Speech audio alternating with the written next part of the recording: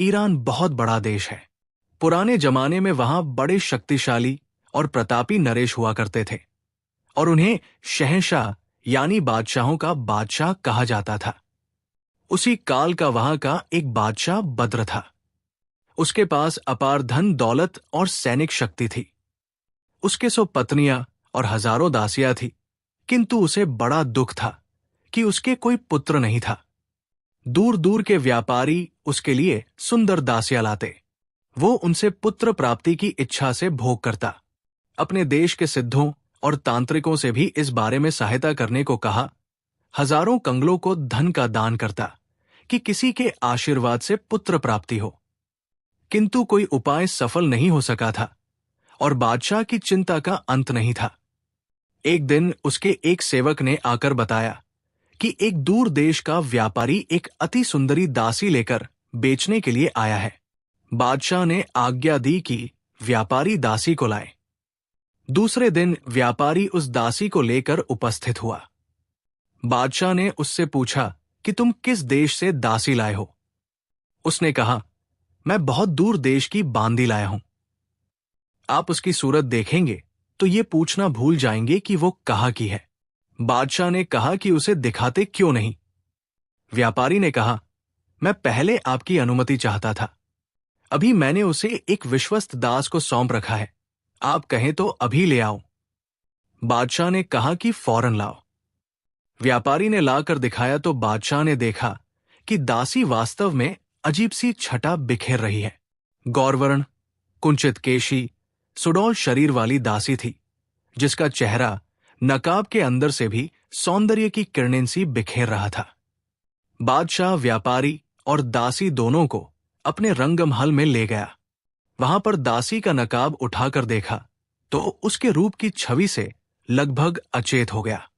जब थोड़ी देर में उसे पूर्ण चेत हुआ तो उसने व्यापारी से पूछा कि इस दासी का कितना मूल्य है। व्यापारी ने कहा, महाराज, इसे मैंने 1000 अशर्फियों में मोल लिया था। इसे 3 वर्ष पहले लिया था। इस काल में इतना ही धन इसके भोजन, वस्त्र आदि पर व्यय हुआ, लेकिन मैं इसे यूं ही आपको भेंट करने के लिए लाया हूं, अगर ये आपको पसंद हो। बादशाह व्यापारी की विनयपूर्ण बातों से प्रसन्न हुआ। वो बोला, हम किसी से यूं ही कोई वस्तु नहीं लेते और जो चीज हमें पसंद आती है उसके दूने चौगुने दाम भी दे देते हैं। ये दासी हमें बहुत पसंद है। हम इसके मूल्य के तौर पर तुम्हें 10,000 अशर्फिया देंगे।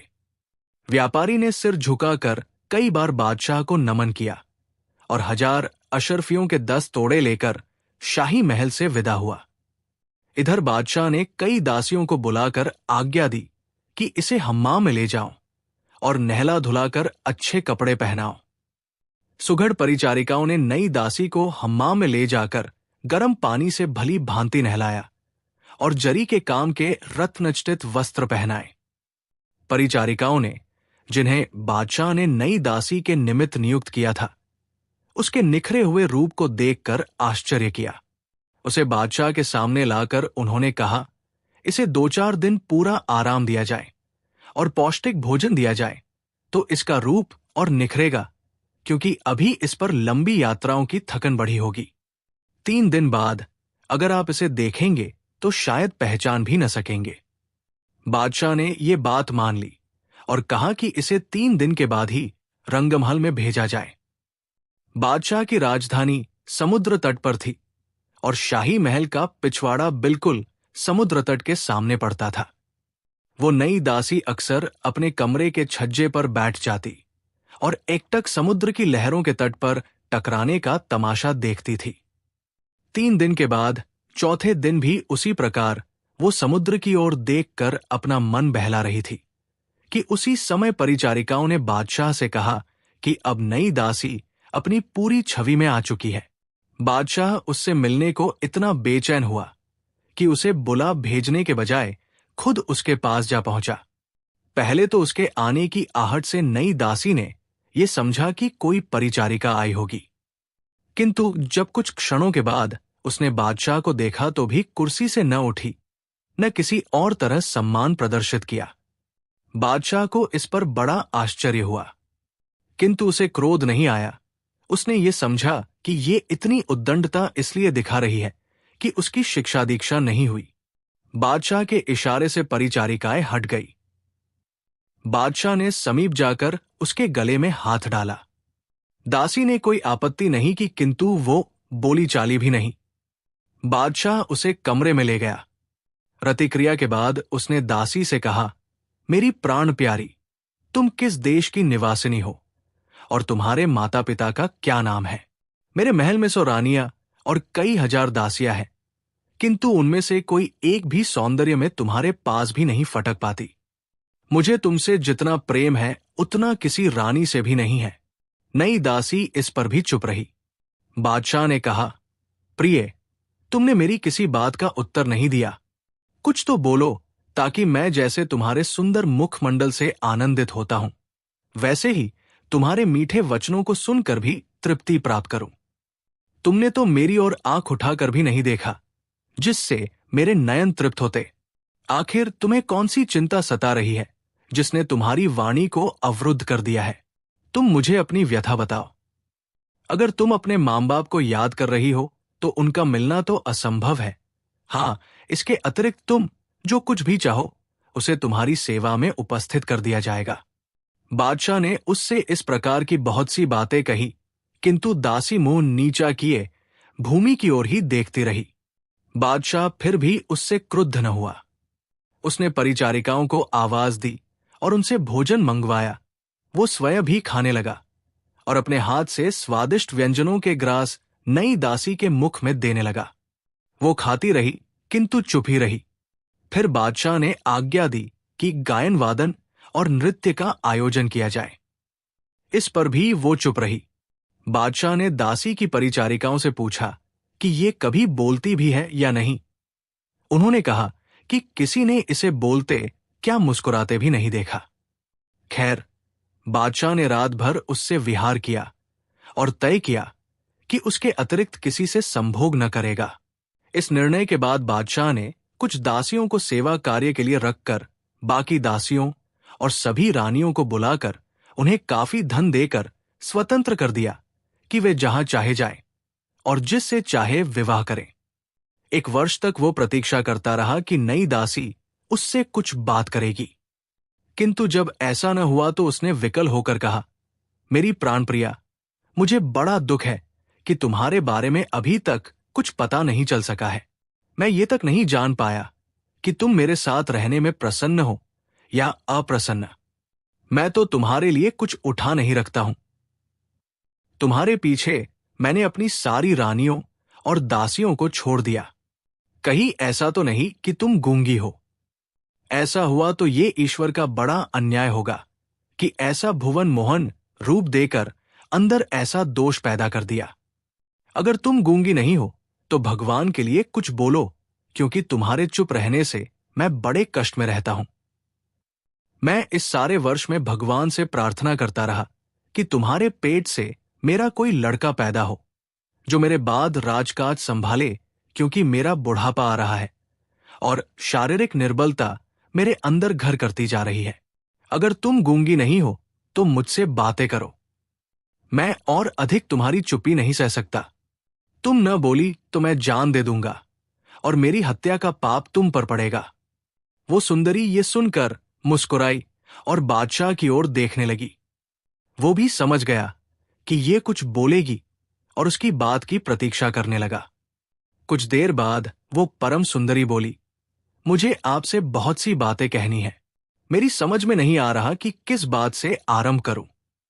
आपने इस सारे समय में मुझ पर इतनी दया की है और ऐसा मान दिया है जो वर्णन के बाहर है।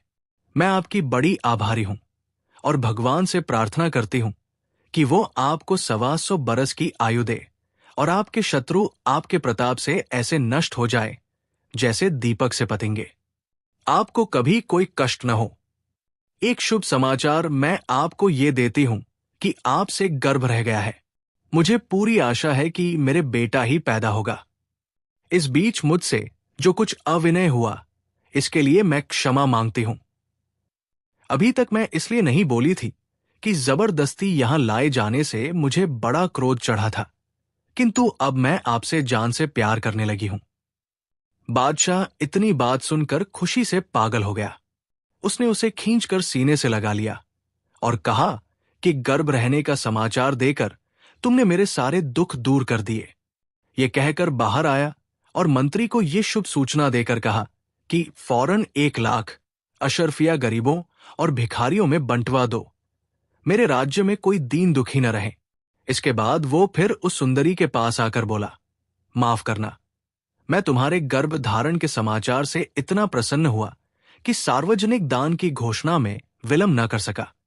अब तुम ये बताओ कि तुम्हें ऐसी क्या नाराजगी थी कि तुम साल भर तक मुझसे या किसी से भी नहीं बोली। वो बोली, कारण ये था कि भगवान ने मुझे आपके पास दासी रूप में भेजा और अपने देश से इतनी दूर कर दिया कि कभी वहां जा ही न सकूं।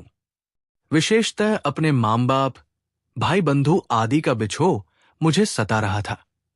आप जानते हैं कि परतंत्र होकर जीने में कोई आनंद नहीं, इससे तो मौत ही अच्छी। बादशाह ने कहा, तुम्हारी बात ठीक है, लेकिन जब कोई स्त्री तुम्हारी जैसी सुंदर हो और मेरे जैसे व्यक्ति के हृदय में घर कर ले, तो फिर उसे परेशान होने की क्या जरूरत है। सुंदरी ने कहा, आप ठीक कहते हैं, आपकी बड़ी कृपा है, किंतु दासी फिर भी दासी है। बादशाह ने कहा, तुम्हारी बातों से मालूम होता है कि तुम किसी बड़े घराने की संतान हो। मुझे विस्तार से बताओ कि तुम कहाँ की हो और तुम्हारे मां बाप कौन है। वो बोली, मेरा नाम गुल अनार आसीन है। मेरा पिता आसनी नामी समुद्र का राजा था। मरते समय उसने अपना राज्य मेरी माता और मेरे भाई साले को सौंप दिया। मेरी मां भी किसी समुद्री राजा की बेटी थी। हम तीनों आनंद से समय बिता रहे थे कि हमारे राज्य पर एक अन्य राजा ने चढ़ाई कर दी और हमारा राज्य छीन लिया। मेरा भाई उसका मुकाबला न कर सका और मुझे और मां को लेकर चुपके से राज्य से निकल गया। सुरक्षित स्थान पर पहुंचकर वो बोला कि हम पर विपत्ति पड़ी है और हमारी दुर्दशा हो गई है। भगवान चाहेगा तो मैं दोबारा अपने राज्य पर कब्जा करूंगा, किंतु मैं चाहता हूं कि इससे पहले तुम्हारे विवाह से छुट्टी पा जाऊं, और चूंकि किसी जल राज्य का कोई शहजादा तुम्हारे लायक नहीं है, इसलिए मैं चाहता हूं कि तुम्हारा विवाह किसी थल के राजा से कर दूं और अपनी हैसियत के अनुसार काफी दहेज आदि दूं। मैं ये सुनकर बहुत बिगड़ी। मैंने उससे कहा कि देखो, हम दोनों एक ही मां बाप की संतान हैं। मैं तुम्हारा हमेशा साथ देना चाहती हूं, बल्कि जरूरत हो तो तुम्हारे लिए जान भी दे सकती हूं। किंतु जब आज तक किसी जल देश की राजकुमारी का विवाह किसी स्थलवासी राजा के साथ नहीं हुआ, तो मैं ही ऐसी कहां गिर पड़ी हूं कि किसी थलवासी के गले मढ़ी जाऊं। मेरे भाई ने कहा कि आखिर ऐसी क्या बात है कि तुम किसी थलवासी राजा से विवाह नहीं करना चाहती। क्या तुम समझती हो कि सारे थलवासी कमीने और दुष्ट होते हैं? ऐसी बात बिल्कुल नहीं है। उनमें भी बहुत से भले मानस होते हैं। इस प्रकार उसने मुझे बहुत समझाया। मैंने उससे बहस तो नहीं की, किंतु मुझे क्रोध बहुत आया। मैंने मन में कहा कि ये लोग मुझे भार स्वरूप समझ रहे हैं, इसलिए मुझे हटाना चाहते हैं। मैं खुद चली जाऊंगी। अतएव एक दिन जब सब लोग अपने काम में व्यस्त थे, मैं अवसर पाकर जल से निकल आई और एक टापू पर एक सुरक्षित स्थान तलाश करके लेट गई और लेटते ही गहरी नींद में सो गई। किंतु मेरा अनुमान गलत था। एक धनी आदमी वहां आया और मुझे सोते देखकर अपने नौकरों से उठवाकर अपने विशाल मकान में ले गया। मुझे शयन कक्ष में ले जाकर उसने मुझसे बड़ा प्रेम दिखाया, किंतु मैंने उसकी ओर से पूरी उदासीनता बरती। फिर उसने चाहा कि बलपूर्वक मेरा कौमार्य भंग करे। इस पर मैंने उसे उठाकर फेंक दिया। उसका क्रोध और ग्लानि से बुरा हाल हो गया। दूसरे ही दिन उसने एक व्यापारी को बुलाकर मुझे उसके हाथ बेच डाला। वो व्यापारी बड़ा भला आदमी था। उसने मुझसे कभी कोई ऐसी वैसी बात नहीं की। उससे मुझे आपने खरीद लिया। ये कहकर गुल अनार बोली, मैं सारे थलवासियों से घृणा करती थी, इसलिए आपसे भी नहीं बोली, किंतु आपका सौहार्द देखकर मुझे आपसे घृणा भी न हुई। अगर आप मेरे साथ किसी प्रकार की जोरज बरदस्ती करते तो मैं समुद्र में कूद जाती और अपने कुटुंबी जनों से जा मिलती। मुझे एक ही भय था कि अगर मेरी माता और भाई को ये मालूम होगा कि मैं थल देश के किसी बादशाह के पास दासी के तौर पर रही हूं, तो वे लज्जावश मुझे जीता न छोड़ते। अब तो मैं आपके पुत्र की मां बनने वाली हूं। अब अगर कभी चाहूं भी तो आपका आश्रय छोड़कर कहीं नहीं जा सकती। मैं अपनी ओर से स्वयं को आपकी दासी समझती हूं और आगे भी समझूंगी, किंतु मेरी प्रार्थना है कि मेरे साथ जैसे अब तक रानियों जैसा व्यवहार किया गया है, आइंदा भी वैसा ही किया जाता रहे। बादशाह ने कहा, तुम्हारा सुंदर मुख देखकर ही मैं तुम्हारा दीवाना हो गया था। अब तुम्हारी सुमधुर बातें सुनकर और भी हो गया हूं। ये सुनकर मेरी प्रसन्नता का ठिकाना न रहा कि तुम भी एक शहजादी हो। इससे पहले तुम समुद्र के एक देश की राजकुमारी थी और आज से तुम ईरान की मलिका हो। मैं आज ही दरबार में इस बात की घोषणा करूंगा और सारे देश में मुनादी करवा दूंगा। मैं अभी तक तुमसे जितना प्यार करता था, आगे उससे भी अधिक करूंगा। तुम भी मेरे अलावा किसी और आदमी का ध्यान भी न करना। लेकिन एक बात बताओ, तुमने कहा कि तुम जल की निवासिनी हो। मेरी समझ में ये नहीं आया कि तुम लोग पानी में डूबते क्यों नहीं हो।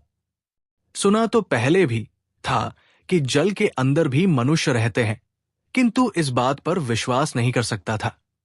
अब तुमने खुद कहा कि मैं जल की निवासिनी हूं, तो विश्वास करना पड़ा। लेकिन समझ में अब तक नहीं आया कि यह बात संभव किस तरह है। आदमी किस तरह पानी के अंदर रह सकता है और किस तरह वहां कामकाज कर सकता है। गुल अनार ने कहा, देखिए, पानी कितना ही गहरा हो, किंतु आप उसकी तह तक देख सकते हैं। जैसे निगाह पर पानी रोक नहीं लगाता, उसी प्रकार कुछ लोग पानी के अंदर रहते भी हैं। वैसे तो समुद्र के नीचे जहां हम लोग रहते हैं, रात दिन के बीच कोई अंतर नहीं दिखाई देता, किंतु हम लोग पानी के अंदर से भी आसमान में चलने वाले सूर्य तथा चंद्रमा और तारों को देख सकते हैं। जैसे धरती पर कई देश हैं और कई नगर बसे हुए हैं, वैसे ही समुद्र की तलहटी में कई देश बसे हुए हैं जो अलग अलग बादशाह के अंतर्गत है। बल्कि सच तो यह है कि पृथ्वी के ऊपर जितने देश है, उसके तिगुने देश जल के नीचे आबाद है। यहां की तरह ही वहां भी मनुष्यों की कई जातियां हैं। हम लोगों के अच्छे अच्छे भवन और राजमहल बड़े भव्य होते हैं। वे संगमरमर के बने होते हैं और उनकी दीवारों और छतों में सीप, मोती और मूंगे ही नहीं, तरह तरह के बिल्लौर और रत्न आदि जड़े होते हैं। पानी में पृथ्वी से अधिक रत्न पाए जाते हैं और मोती तो इतने बड़े होते हैं जिनकी आप कल्पना भी नहीं कर सकते, और ना मैं आपको ठीक तरह बता ही सकती हूं। जल निवासियों में हर व्यक्ति अपने लिए सुंदर भव्य महल बना लेता है। वहां आने जाने के लिए गाड़ियों की जरूरत नहीं पड़ती। हर आदमी जितनी दूर चाहे बगैर थके जा सकता है। आम आदमी घोड़ा भी नहीं रखते। सिर्फ बादशाह लोग शोभा यात्रा के लिए अपनी घुड़सालों में दरियाई घोड़े रखते हैं। जब वे जुलूस में निकलते हैं या कहीं तमाशा देखने जाते हैं, तो इन दरियाई घोड़ों को विशेष रूप से बनाई हुई गाड़ियों में जोत देते हैं। गाड़ियां इतनी आरामदेह होती है और घोड़े इतने होशियार होते हैं कि सवार का शरीर भी नहीं हिलता और घोड़े इशारे भर से चलते हैं। हमारे देश की स्त्रियां बड़ी सुंदर, चतुर और पतिपरायण होती है। ये कहकर गुल अनार बोली, स्वामी, यदि आज्ञा हो तो मैं अपने भाई और माता को यहां बुला लूं, ताकि वे खुद अपनी आंखों से देखें कि उनकी बेटी अब ईरान की मलिका बन गई है। बादशाह ने कहा, मुझे उनका स्वागत करने में अति प्रसन्नता होगी, किंतु मेरी ये समझ में नहीं आता कि तुम उन्हें कैसे बुलाओगी। तुम्हें तो ये भी नहीं मालूम कि तुम्हारे देश को कौन सा रास्ता जाता है। गुल अनार बोली, वो सब मुझ पर छोड़िए। आप सिर्फ कुछ देर के लिए बगल वाले भवन में बैठें और तमाशा देखें। मलिका गुल अनार ने अपनी दासी से आग मंगवाई। फिर उसने कहा, तू बाहर जा और कमरे का द्वार बंद कर दे, और जब तक मैं न बुलाऊं यहां न आना।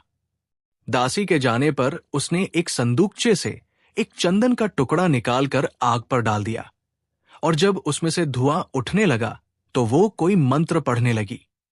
बादशाह उस मंत्र के शब्द बिल्कुल न समझ सका और आश्चर्यपूर्वक मलिका की ओर देखता रहा।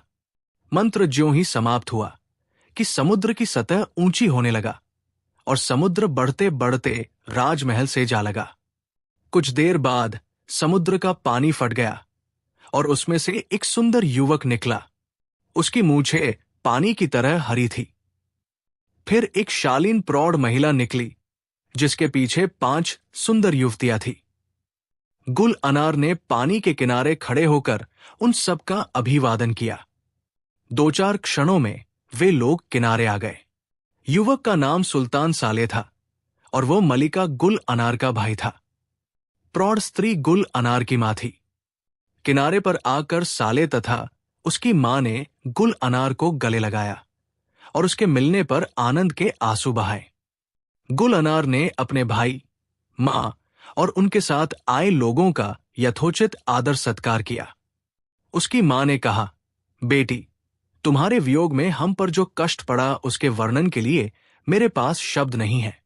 तुम्हारे भाई ने मुझे बताया था कि तुम किसी बात पर रूठ कर घर से निकल गई थी। हम लोग तो बराबर तुम्हारे लिए रोते रहे। अब तुम बताओ कि तुम इस बीच कहाँ कहाँ रही और तुम पर क्या बीती और यहां किस तरह पहुंची। ये सुनकर गुल अनार अपनी मां के चरणों पर गिर पड़ी। फिर कुछ देर बाद सिर उठाकर बोली, वास्तव में मुझसे बड़ा भारी अपराध हुआ जो आप लोगों को इस प्रकार छोड़कर चली आई। मुझ पर बड़ी बड़ी विपत्तियां पड़ी, किंतु अंत में मैं इस सुखद स्थान पर पहुंच गई। यहां आकर मुझे मालूम हुआ कि स्थल के बादशाह भी जल देशों के बादशाहों की तरह होते हैं। अब साले ने कहा, प्यारी बहन, जो हुआ सो हुआ। अब तुम हमारे साथ अपने देश को चलो। हम लोग तुम्हें अपने बीच पाकर आनंद से रहेंगे। ईरान के बादशाह पास ही के एक स्थान से सब कुछ देख सुन रहा था। वो मन में घबराने लगा कि अगर ये लोग मलिका को ले गए तो मैं तो जीते जी मर जाऊंगा, क्योंकि मैं गुल अनार का बिछोह सहन नहीं कर सकता।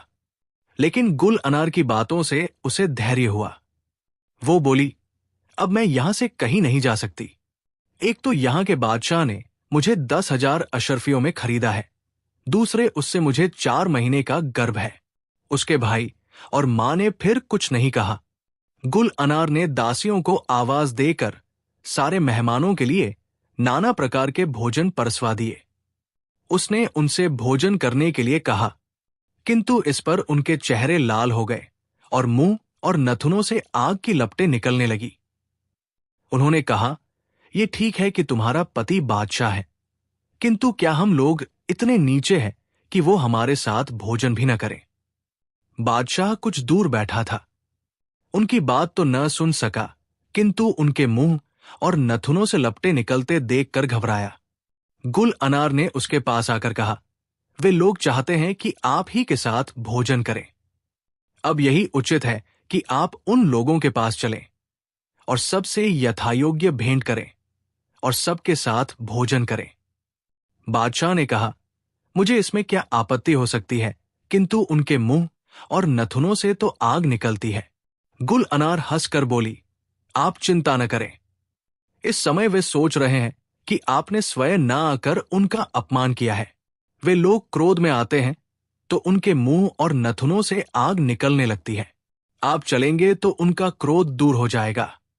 मेरे भाई और मां का कहना है कि मैं उनके साथ देश चलूं, किंतु मैं आपके प्रेम में इतनी फंसी हूं कि आपको छोड़कर नहीं जा सकती। बादशाह ये सुनकर बड़ा प्रसन्न हुआ और कहने लगा, मैं तुम्हारे जाने की बात से बड़ा दुखी था। अब तुम्हारी बात से मुझे ढांढस मिला। मैं तुम्हारी माता और भाई से मिलने अभी चलता हूं। उन्हें मुझसे कोई शिकायत नहीं रहेगी। ये कहकर बादशाह गुल अनार के साथ उस मकान में गया जहां उसकी सास और साला मौजूद थे। उन लोगों ने बादशाह को देखा तो पृथ्वी से अपने सिरों को लगाकर नमन किया।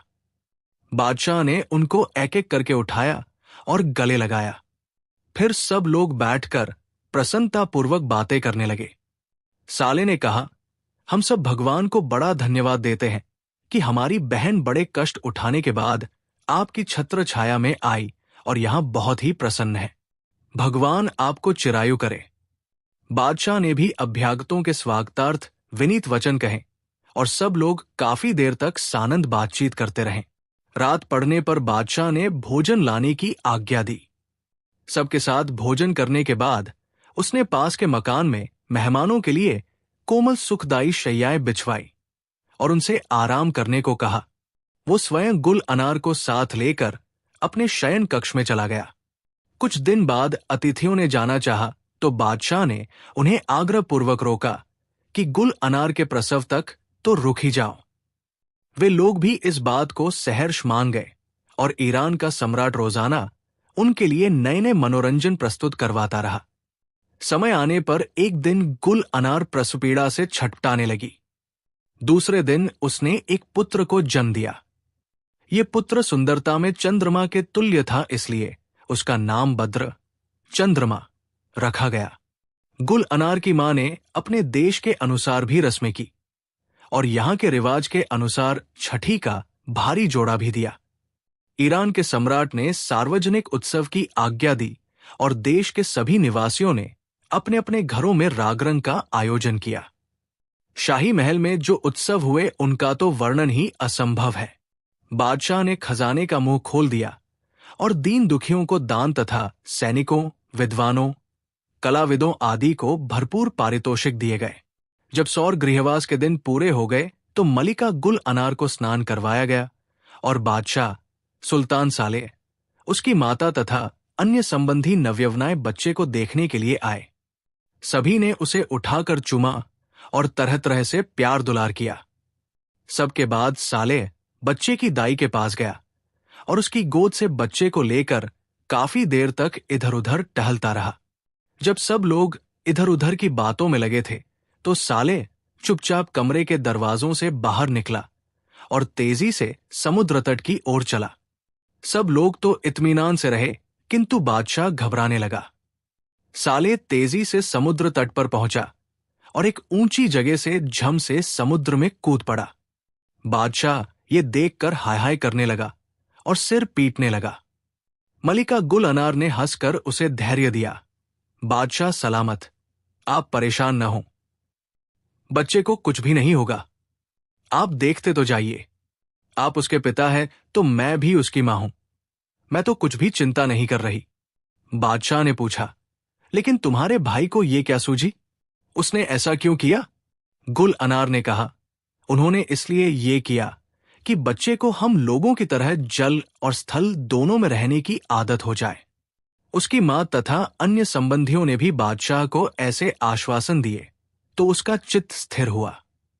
कुछ देर बाद समुद्र की सतह पर फिर उथल पुथल होने लगी और सालेह बद्र को गोद में लिए हुए जल तरंगों से बाहर आया। फिर वो हवा में उड़ता हुआ महल में आया जहां बादशाह और दूसरे लोग बैठे थे। बादशाह को यह देखकर ताज्जुब हुआ कि बच्चा अपने मामा की गोद में सो रहा है।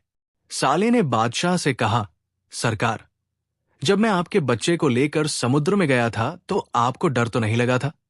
बादशाह ने कहा, भाई क्या पूछते हो, मेरी तो जान ही निकल गई थी। अब उसे सही सलामत देखकर मुझे ऐसा लग रहा है जैसे मुझे नए सिरे से जीवन मिला है। सालेह ने कहा, बच्चे को कुछ हो ही नहीं सकता था। मैंने समुद्र में बैठने के पहले हजरत सुलेमान की अंगूठी पर खुदा महामंत्र इसमें आजम पढ़ लिया था। हमारे यहां की यह रीति है कि हम लोगों की नस्ल में कोई बच्चा अगर पृथ्वी पर पैदा होता है तो हम इसमें आजम की शक्ति के बल पर उसे जल के अंदर ले जाते हैं। वही मैंने किया। ये कहकर उसने बच्चे को दाई की गोद में दे दिया। फिर उसने अपने वस्त्रों से एक छोटा संदूकचा निकाला। उसमें से 100 हीरे, जो कबूतर के अंडों के बराबर थे, निकाले। इसके अलावा 100 लाल और नीलम, जिनमें प्रत्येक लगभग आधी छटाक का था, निकाले और 30 हार भी नीलम के निकाले और उन्हें बादशाह को देकर कहा, हमें मालूम न था कि मेरी बहन कितने ऐश्वर्यवान बादशाह को ब्याही है। हमारी ये तुच्छ भेंट स्वीकार करें। ईरान का बादशाह उन रत्नों को देखकर आश्चर्य में पड़ गया। उनमें 2 इतने बड़े थे कि समस्त पृथ्वी पर कहीं न होंगे। उसने हर्षपूर्वक इस भेंट को आंखों से लगाया और सालेह से कहा, भाई, मैं तुम्हारी विनयशीलता से अति प्रभावित हूं। तुम उन रत्नों को, जिनसे कई राज्य खरीदे जा सकते हैं, तुच्छ भेंट कहते हो। फिर उसने अपनी मलिका से कहा, सुंदरी, तुम्हारे भाई साहब मुझे ये सारे रत्न भेंट में दे रहे हैं। मैं चाहता हूं कि इनमें थोड़े से रखकर शेष उन्हें वापस करूं, किंतु वे उन्हें लेने को तैयार नहीं हैं। तुम अगर उन पर जोर दो तो वे शायद मान जाएं। गुल अनार ने उत्तर दिया, हे स्वामी, आप निःशंक होकर उन्हें स्वीकार करें। इस प्रकार के रत्न पृथ्वी पर कम है, किंतु समुद्र में उनकी कोई कमी नहीं है। मेरे भाई को ये सब देने पर भी कोई हानि नहीं होगी। बादशाह ये सुनकर चुप हो गया और उसने वो पूरी भेंट स्वीकार कर ली। कुछ दिन बाद साले ने बादशाह से कहा, आपने हमारा इतना स्वागत सत्कार किया कि हम आपको यथोचित धन्यवाद नहीं दे सकते, लेकिन हमें यहां आए अब बहुत दिन हो गए हैं। मुझे अब अपने राज्य को वापस जाना चाहिए। आप तो जानते ही हैं कि बादशाह की अनुपस्थिति में राज्य प्रबंध में कुछ न कुछ गड़बड़ पैदा हो जाती है। अतएव हमें अनुमति दीजिए कि हम आपसे और बहन से विदा लें और अपने देश को सिधारें। बादशाह ने कहा, तुम्हें जाने देने को जी तो नहीं चाहता, लेकिन बात तुम्हारी ठीक है और मैं विवशता पूर्वक तुम्हें विदा दे रहा हूं। किंतु ये जोर देकर कहता हूं कि बद्र को न भूलना और बद्र तथा उसकी मां को देखने के लिए कभी कभी यहां आते रहना। अतएव साले उससे विदा होकर अपनी माता और कुटुंबीजनों के साथ अपने देश में गया। इधर सब लोग यथावत रहने लगे। बद्र जैसे जैसे बड़ा होता रूप और गुण में और भी निखरता जाता और उसके माता पिता उसके विकास को देखकर प्रसन्न होते। कभी कभी बद्र का मामा और नानी भी उसे देखने को आते। बद्र कुछ बड़ा हुआ तो उसे विभिन्न विद्याएं और कलाएं सिखाने के लिए विद्वान अध्यापक रखे गए। 15 वर्ष की अवस्था में वो सारी विद्याओं और कलाओं में निपुण हो गया। अब उसके पिता ने उसे युवराज घोषित करके उसके हाथ में राज्य का प्रबंध दे दिया। उसने कुछ ही दिनों में शासन को सुचारू रूप से संभाल लिया। उसके शासन प्रबंध से कर्मचारी और प्रजा दोनों प्रसन्न हुए।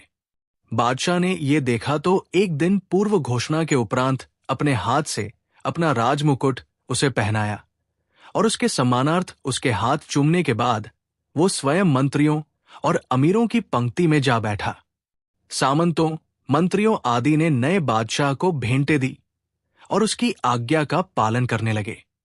राजदरबार से उठकर जब राजमुकुट लगाए हुए बद्र अपनी मां के पास गया तो उसने दौड़कर उसे सीने से लगा लिया। उसके पिता ने 2 वर्ष तक उसका राज्य प्रबंध देखा और उसे हर प्रकार से चतुर पाकर नगर के बाहर जाकर एकांत स्थान में भजन आदि में समय बिताने लगा। बद्र जीजान से राज्य प्रबंध में लगा। वो नगर नगर, ग्राम ग्राम जाकर स्वयं सारी व्यवस्था देखता। अवकाश के समय में जंगल में जाकर शिकार खेलता। कुछ वर्षों के बाद पुराना सम्राट बीमार पड़ा और उसका रोग बढ़ता गया। अंततः वो मर गया। मरने के पहले उसने मंत्रियों आदि को बुलाकर नए बादशाह के प्रति वफादार रहने की ताकीद की। उसके मरने पर बद्र और उसकी माता ने उसका बड़ा मातम किया और गौरवपूर्ण ढंग से उसके अंतिम संस्कार किए। इस अवसर पर साले और उसकी मां भी शामिल हुए। जब बादशाह के अंतिम संस्कार से फुर्सत मिली तो सालेह ने एक दिन अपनी बहन से कहा, ताज्जुब है तुम्हें अभी तक बद्र के विवाह की चिंता नहीं हुई।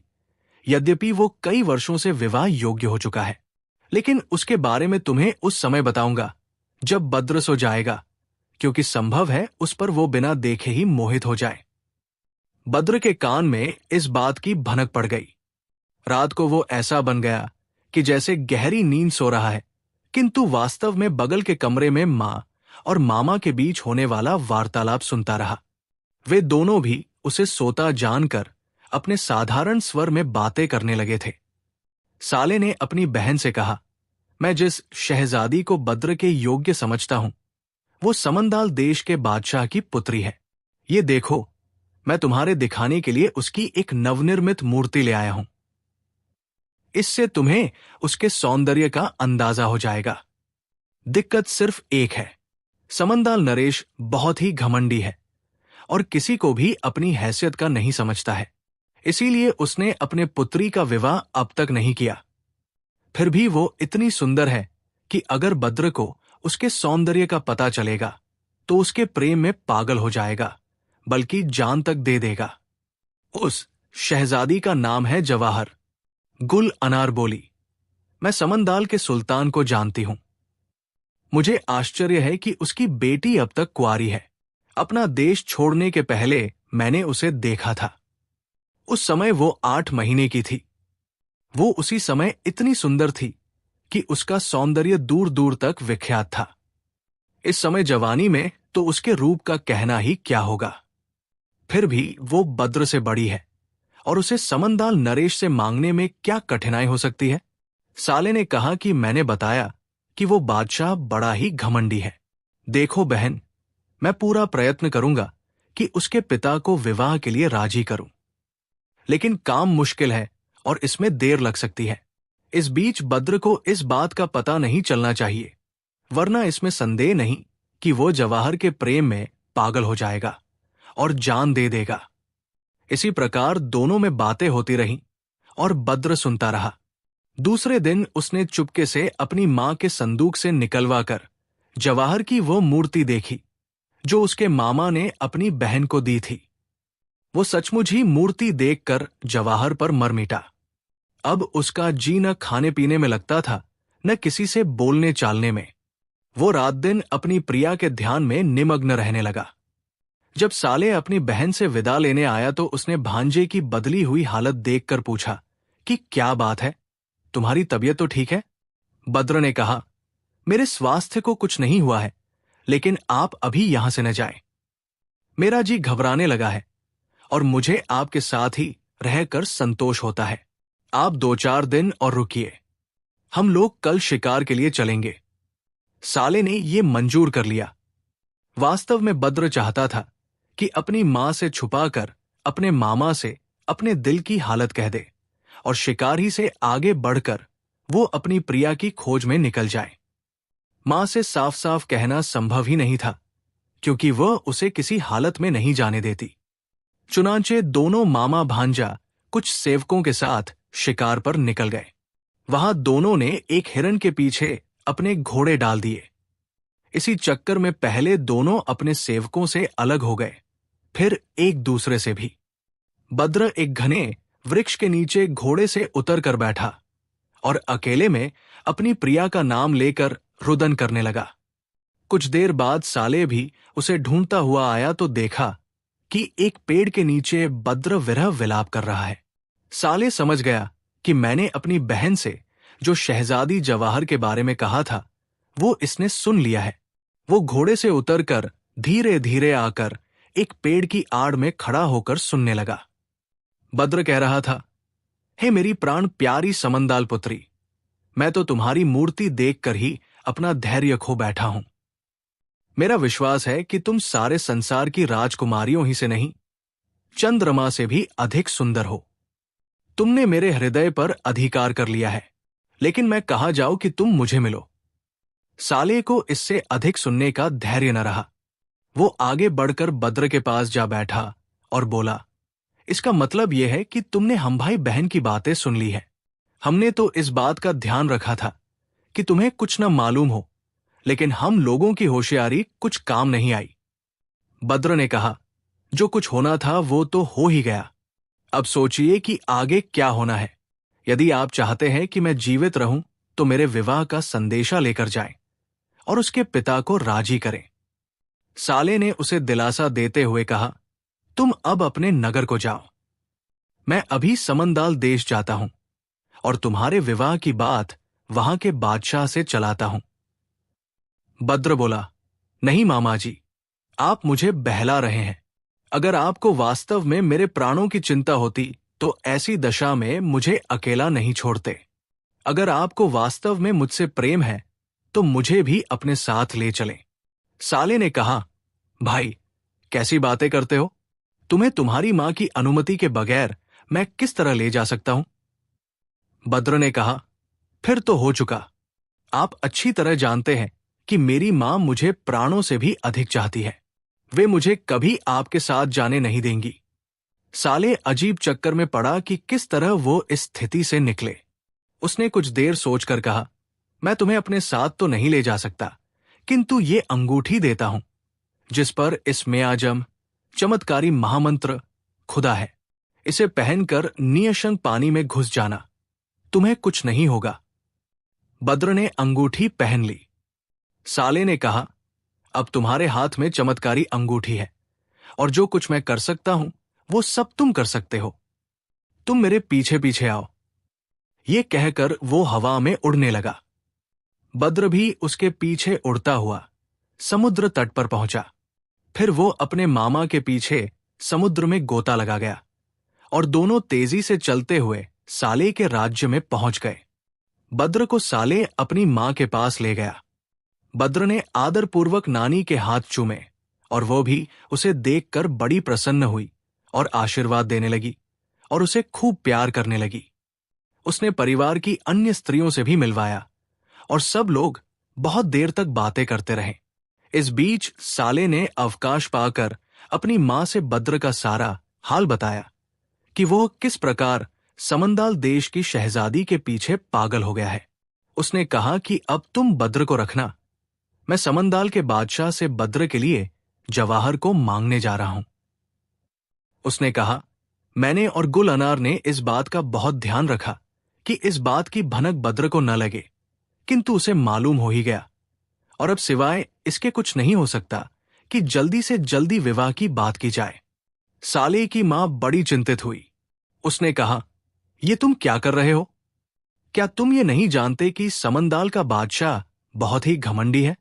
तुमने उसकी बेटी की बात ही अपनी बहन से क्यों की? इसी से तो बद्र पर पागलपन चढ़ा है। साले ने कहा, आपकी बात ठीक है, मेरी भूल थी, किंतु अब और किया भी क्या जाए। अगर जवाहर न मिली तो बद्र निश्चय ही अपनी जान दे देगा। मैं इस सिलसिले में जो भी हो सकेगा करूंगा। मैं वहां जाकर विवाह की प्रार्थना करने के पहले बादशाह को बहुमूल्य रत्नों की भेंट दूंगा और फिर चतुरता से बात शुरू करूंगा। आशा है कि मैं अपने कार्य में सफलता प्राप्त करूंगा। उसकी मां बोली, बेटा ये सब ठीक है, फिर भी मुझे बड़ा डर लग रहा है। वो बादशाह बेहद घमंडी है और क्रोध में न जाने क्या करे। तुम मेरे सबसे कीमती जवाहरात ले जाओ और उसे भेंट दो, किंतु इस समय बद्र को अपने साथ न ले जाओ, उसे मेरे पास ही छोड़ जाओ। इसके अलावा यह ध्यान रखना कि बड़ी चतुराई से बात शुरू की जाए। किसी भी दशा में उसे क्रुद्ध नहीं होने देना है, क्योंकि वो क्रुद्ध हुआ तो विवाह तो होगा ही नहीं और भी कोई मुसीबत आ सकती है। ये कहकर बुढ़िया ने अपना संदूकचा खोला और बहुमूल्य रत्न सालेह को दिए और ताकीद की कि कोई भी बात शुरू हो इससे पहले ये भेंट उसे देना ताकि वह प्रसन्न रहे। साले ने मां के दिए हुए रत्न एक सुंदर मंजूषा में रखे और थोड़ी सी सेना लेकर समंदाल देश की ओर चल दिया। कुछ काल में वो वहां पहुंच गया। समंदाल के बादशाह ने उसका यथोचित स्वागत किया। स्वयं सिंहासन से उतरकर उससे मिला और अपने बगल में उसे बिठाया। साले विनयपूर्वक बैठ गया। उससे समंदाल के बादशाह ने कहा, शायद आप किसी राजनीतिक कार्यवश आए हैं। मेरे लायक जो काम हो वो बताइए। साले ने कहा, कोई राजनीतिक कार्य नहीं था, केवल आपके दर्शन की इच्छा थी। हां, एक व्यक्तिगत कार्य भी था। यदि आप मेरी बात को ध्यानपूर्वक सुनना चाहें तो मैं निवेदन करूं। समंदाल के बादशाह ने हंसकर कहा, जरूर कहिए, कहिए, आपकी क्या सेवा करूं। साले ने अपने सेवक के हाथ से रत्नों का संदूकचा लिया और समंदाल के बादशाह से कहा, मेरी ओर से ये तुच्छ भेंट स्वीकार करें। बादशाह ने प्रसन्नतापूर्वक भेंट को स्वीकार किया। फिर साले ने कहा, हम दोनों के देशों में जो परंपरागत मैत्री रही है और जिस प्रकार आप जैसे प्रतापी नरेश की दया हम लोगों पर रही है, उसी से प्रोत्साहित होकर मैं आपसे अपने हृदय की बात कहने के लिए आया हूं। आपका मन अति स्वच्छ है और आप किसी की प्रार्थना नहीं टालते, इसीलिए मैं निवेदन कर रहा हूं कि मेरी बहन का नाम गुल अनार है। बहुत दिन पूर्व उसका विवाह ईरान के सम्राट के साथ हुआ था। उसका एक बेटा है जो इस समय ईरान का सम्राट है। वो न केवल अतीव सुंदर है, अपितु प्रत्येक प्रकार की विद्याओं और कलाओं में भी निपुण है। वो 15 वर्ष की अवस्था से राजकाज देख रहा है अब वो विवाह योग्य हो गया है। मेरी आपसे सविनय प्रार्थना है कि आप उसे अपने दासत्व के लिए स्वीकार करें और अपनी अद्वितीय पुत्री जवाहर का विवाह मेरे भांजे बद्र के साथ कर दें। समंदाल देश का राजा अभी तक तो बड़ा शालीन रहा था, किंतु ये सुनते ही उसका चेहरा और आंखें लाल हो गई। साले का हृदय कांपने लगा। कुछ क्षणों के उपरांत समंदाल नरेश ने कहा, साले, मैं समझता था कि तुम बड़े समझदार आदमी हो, लेकिन आज मालूम हुआ कि तुम में बिल्कुल बुद्धि नहीं है। मैंने सौजन्य के नाते तुम्हारी अभ्यर्थना अवश्य की, किंतु इसका ये अर्थ तो नहीं है कि तुम्हें अपनी बराबरी की हैसियत दे दूं। क्या तुम नहीं जानते कि मेरा ऐश्वर्य और वैभव कितना अधिक है? क्या तुम नहीं जानते कि तुम्हारा राज्य मेरे राज्य के सामने अति तुच्छ है? तुम्हारी हिम्मत कैसे हुई कि मेरी पुत्री जवाहर का नाम अपनी जुबान से निकालो? तुम्हारी मौत तो तुम्हें यहां नहीं खींच लाई है।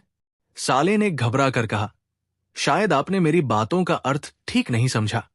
मैं बूढ़ा आदमी हूं। मैं अपने लिए जवाहर को नहीं मांग रहा। मैं तो ये कह रहा हूं कि आप अपनी पुत्री का विवाह मेरे भांजे यानी ईरान के सम्राट बद्र के साथ कर दीजिए। समंदाल का बादशाह ये सुनकर और क्रुद्ध हुआ और आपे से बाहर होकर कहने लगा, तूने ये कहकर मेरा और अपमान किया है। कमबख्त, तू समझता है तेरे भांजे की कोई बराबरी मेरी बेटी से हो सकती है? तेरा भांजा क्या चीज है? ये कहकर उसने अपने सिपाहियों को आज्ञा दी कि साले को पकड़कर उसका सिर काट लें। साले इस स्थिति को पहले ही से भापे हुए था। उसके कुछ सेवक बादशाह का क्रोध देखकर पहले ही भाग गए थे और अपनी सेना के बजाय भागकर अपने देश को चले गए थे, किंतु सालेह तड़पकर समंदाल के सैनिकों के बीच से निकल गया और टेढ़े मेढ़े रास्तों से चलकर अपनी सेना में जा पहुंचा। उसका सेनापति उसकी दशा सुनकर आग बबूला हो गया और बोला, आप अपनी सेना की कमी को न देखिए, एक बार हमें जौहर दिखाने का आदेश दीजिए, फिर देखिए क्या तमाशा होता है। साले ने आक्रमण का आदेश दिया। समंदाल की सेना ने सामना किया, किंतु परास्त हुई। साले ने उस बादशाह को कैद कर लिया और उसकी पुत्री को पकड़ लाने के लिए उसके महल पर चढ़ दौड़ा, किंतु जवाहर को पहले से इसकी भनक लग गई थी और वो कुछ दासियों के साथ भागकर एक सुनसान द्वीप में जा छुपी। इधर साले के जो सेवक पहले ही भागकर अपने देश में पहुंचे थे, उन्होंने जाकर साले की माता से कहा कि समंदाल के बादशाह ने अब तक सालेह को मरवा डाला होगा। वो बेचारी ये सुनकर पछाड़ खाकर गिर पड़ी और बेहोश हो गई। दूसरे लोग भी रोने पीटने लगे। बद्र भी वहां मौजूद था। उसे बड़ी ग्लानि हुई कि मेरे कारण मेरे मामा की जान गई। उसने सोचा कि अब मैं इन लोगों को क्या मुंह दिखाऊं। ये सोचकर वो ईरान के लिए चल पड़ा।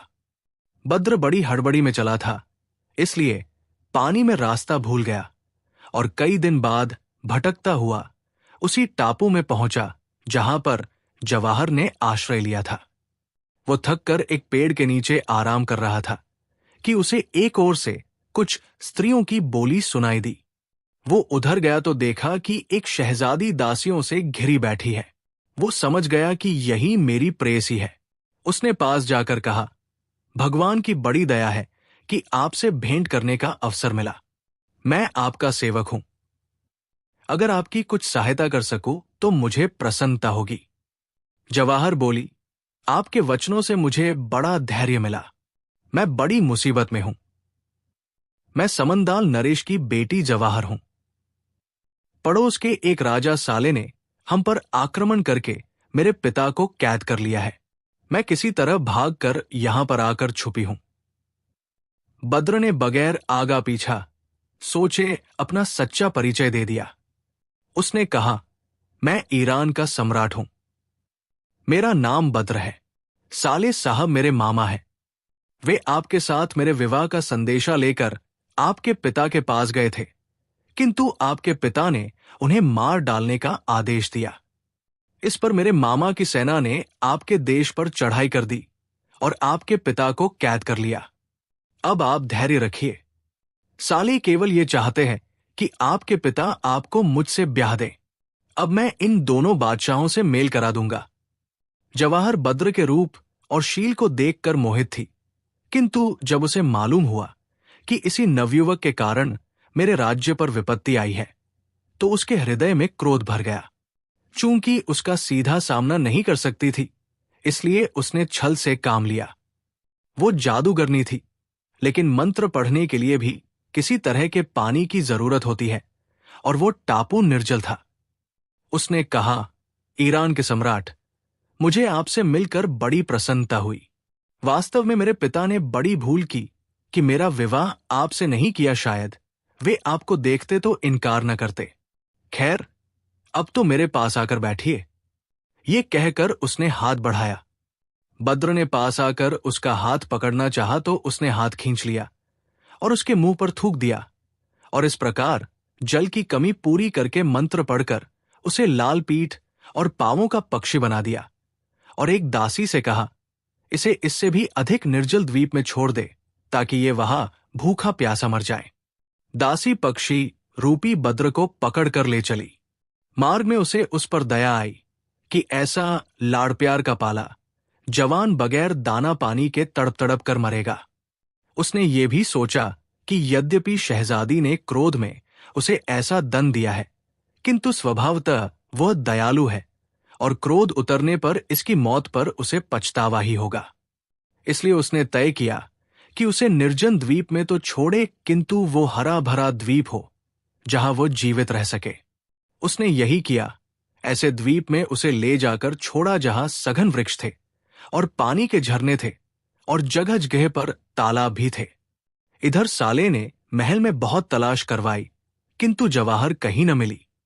उसने क्रोध में आकर अपने सेवकों को आदेश दिया कि समंदाल नरेश को बंदी गृह में तरह तरह के कष्ट दो, क्योंकि उसे जवाहर के बारे में मालूम होगा, और जब कष्ट से बेचैन हो जाएगा तो उसका पता बताएगा। फिर वो अपने देश में वापस आया और दूसरे दिन अपनी मां से पूछा कि बद्र दिखाई नहीं देता, क्या बात है। उसकी मां ने कहा कि जब मैंने समंदाल नरेश के तुमसे कुपित होने का समाचार सुना और वहां से तुम्हारी सहायता के लिए दूसरी बड़ी सेना भेजी, उसी समय से बद्र कहीं दिखाई नहीं देता है। पता नहीं वो कहाँ चला गया। साले ये सुनकर बड़ा दुखी हुआ और सोचने लगा कि इतना सारा झंझट बेकार ही हुआ। मैंने बद्र की प्रसन्नता के लिए ही ये सब किया था, और इस समय बद्र ही गायब है। उसे बड़ी लज्जा लगी कि अब वो अपनी बहन को क्या मुंह दिखाएगा। उसने अपने सरदारों और समस्त उच्च कर्मचारियों को आदेश दिया कि सारे देश में खोज करके बद्र का पता लगाया जाए, किंतु कई दिनों तक तलाश होने पर भी उसका पता नहीं चला। फिर साले ने सोचा कि संभव है कि बद्र खुद भी उसकी सहायतार्थ समंदाल देश को गया हो। इसलिए साले ने अपनी मां को राज्य का प्रबंध सौंपा और स्वयं समंदाल देश को चल पड़ा। इधर ईरान में मलिका गुल अनार ने बहुत दिनों तक प्रतीक्षा की, किंतु साले या बद्र किसी की वापसी न हुई। फिर उसने दोनों के साथ गए शिकारियों को पूछवाया कि वे आए हैं या नहीं। उन्होंने वापस आकर मलिका का आदेश सुना तो उसके पास आए और कहने लगे, दोनों ने एक हिरन के पीछे घोड़े डाल दिए थे और हम पीछे रह गए। बहुत दिनों तक हम उन्हें ढूंढते रहे। वे तो नहीं मिले, किंतु उनके घोड़े एक पेड़ से बंधे हुए मिले। हम उन्हीं घोड़ों को लेकर चले आए। शिकारियों की बात सुनकर मलिका को इत्मीनान हुआ कि घोड़ों को छोड़कर साले और बद्र दोनों समुद्र में प्रवेश कर गए होंगे और साले के राज्य में चले गए होंगे। प्रकट में उसने शिकारियों और सिपाहियों को आज्ञा दी कि बद्र और साले को उसी वन में ढूंढते रहें जहां से वे गायब हुए थे। फिर वो अपनी दासियों की नजर बचाकर समुद्र में पैठ गई और अपने मायके पहुंची।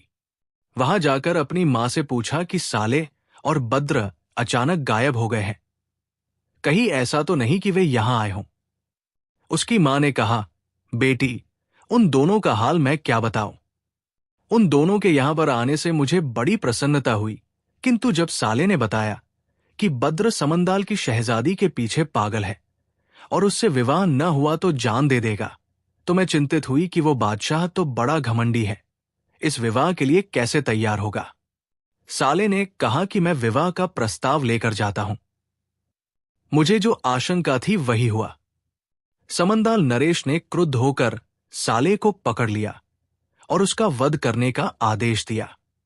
उसके साथ के कुछ लोग भागकर यहां आए और हाल सुनाया। मैंने ये सुनकर एक बड़ी सेना साले को छुड़ाने के लिए भेजी। ये हाल सुनकर बद्र किसी ओर को चुपचाप निकल गया। उधर साले समंदाल नरेश के बंधन से निकल भागा और अपनी थोड़ी सी सेना से समंदाल के बादशाह को हराकर उसे कैद कर लिया।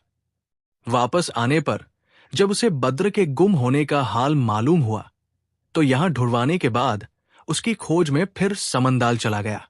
गुल अनार ये सुनकर रोने लगी। वो अपने भाई को बुरा-भला भी कहने लगी कि अच्छी शहजादी का जिक्र किया कि लड़के का दिमाग ही फिर गया। उसकी मां ने कहा, इसमें संदेह नहीं कि साले को चाहिए था कि जवाहर का उल्लेख तुमसे करते समय सावधानी बरतता कि बद्र को ये मालूम न हो पाता। किंतु अब तुम चिंता न करो, वो बद्र को जरूर ढूंढ निकालेगा। तुम्हारे लिए यही उचित है कि ईरान जाकर राज्य प्रबंध संभालो, वरना वहां कोई उपद्रवी व्यक्ति गड़बड़ी कर सकता है। गुल अनार ने मां की सलाह मान ली और ईरान वापस आ गई। ईरान आकर उसने एक और समझदारी का काम किया। उसने राजधानी में घोषणा करवा दी कि बद्र का हालचाल मालूम हो गया है, वो सकुशल है और शीघ्र ही यहां वापस आएगा। सभी लोग इस बात को सुनकर प्रसन्न हुए और यथानियम अपना अपना काम मुस्तैदी से करने लगे। अब बादशाह बद्र का हाल सुनिए। जब दासी उसे पक्षी के रूप में पृथ्वी के एक टापू पर छोड़ आई तो वो अपने को पक्षी के शरीर में देखकर बड़ा आश्चर्यान्वित हुआ। उसे मालूम भी न था कि ईरान किधर है और उसके पंखों में इतनी शक्ति भी न थी कि उड़कर किसी दूर देश को जाता, और ईरान पहुंच भी जाता तो क्या लाभ था। उसे पक्षी के रूप में कौन पहचान पाता। मजबूरी में उस द्वीप के फल और दाने खाता रहता और रात को किसी डाल पर बैठकर सो जाता। कुछ दिन बाद एक चिड़ीमार जाल लेकर वहां आया और उसे देखकर आश्चर्य करने लगा। उसने इतना सुंदर पक्षी कभी नहीं देखा था। उसने जाल बिछाया और अन्य पक्षियों के साथ बद्र को भी पकड़ लिया और नगर में आकर बाजार में पक्षियों को बेचने के लिए बैठ गया। कई लोगों ने उस लाल रंग के पक्षी का दाम पूछा। चिड़ीमार ने कहा, यह तुम लोगों के काम का नहीं है, तुम इसका क्या करोगे? भून कर खाने के लिए ही तो खरीद रहे हो। इसका क्या दोगे? 2-4 आने या हद से हद 1 रुपया। तुम दूसरे पक्षी ले लो, इसे तो मैं यहां के बादशाह को भेज दूंगा। वो इसकी कद्र करेगा और मुझे अच्छा इनाम देगा। उस बहेलिये ने ऐसा ही किया। वो पक्षी को लेकर राजमहल की ओर गया। संयोग से उस समय बादशाह महल के छज्जे पर बैठा हुआ बाजार का तमाशा देख रहा था। उसने बहेलिये के पिंजरे में वो सुंदर पक्षी देखा तो सेवकों द्वारा बहेलिये को बुलाया। बहेलिया आया तो बादशाह ने पूछा, इस पक्षी को कितने में बेचोगे? बहेलिये ने भूमि चूम कर कहा, पृथ्वीपाल, मैं इसे बेचने के लिए नहीं लाया हूं, सरकार को भेंट देने के लिए लाया हूं। ऐसे सुंदर पक्षी की कद्र बादशाह के अलावा और कौन कर सकता है? बादशाह चिड़ीमार की बात सुनकर बहुत प्रसन्न हुआ। उसने चिड़ीमार को 10 अशर्फिया दिलवाई और पिंजरा रखवा लिया। उसने अपने सेवकों को आज्ञा दी कि इस पक्षी को सोने के पिंजरे में रखा जाए और इसकी दाने पानी की प्यालियां नीलम की हों। एक दिन बाद उसने सेवकों से पूछा कि लाल रंग के पक्षी का क्या हाल है। उन्होंने कहा, हमने उसके लिए अच्छा से अच्छा दाना और पानी रखा, किंतु वो कुछ खाता पीता ही नहीं है। बादशाह के खाने का समय हो गया था। उसने भोजन भी मंगवाया और पक्षी को भी पिंजरे से निकालकर अपने हाथ पर बिठाया। ज्यों ही शाही भोजन की तश्तरियां लगी कि पक्षी बने हुए बद्र ने कूद कूद कर स्वादिष्ट राजसी व्यंजन खाना शुरू कर दिया। बादशाह को यह देखकर हंसी आई कि ये पक्षी भी राजसी व्यंजनों का शौकीन है। उसने दासियों को आज्ञा दी कि मलिका को भी बुला लाए ताकि वो इस पक्षी का तमाशा देखें। मलिका आई तो मुंह खोले हुए, किंतु पक्षी को देखते ही उसने मुंह पर नकाब डाल लिया। बादशाह ने आश्चर्य से पूछा, मलिका, यहां तो केवल मैं हूं और महल की दासियां। यहां कौन बेगाना मर्द बैठा है जिससे तुम पर्दा कर रही हो? मलिका ने कहा, आप गैर मर्द को अपने हाथ पर लिए बैठे हैं। बादशाह ने कहा, तुम पागल तो नहीं हो गए हो?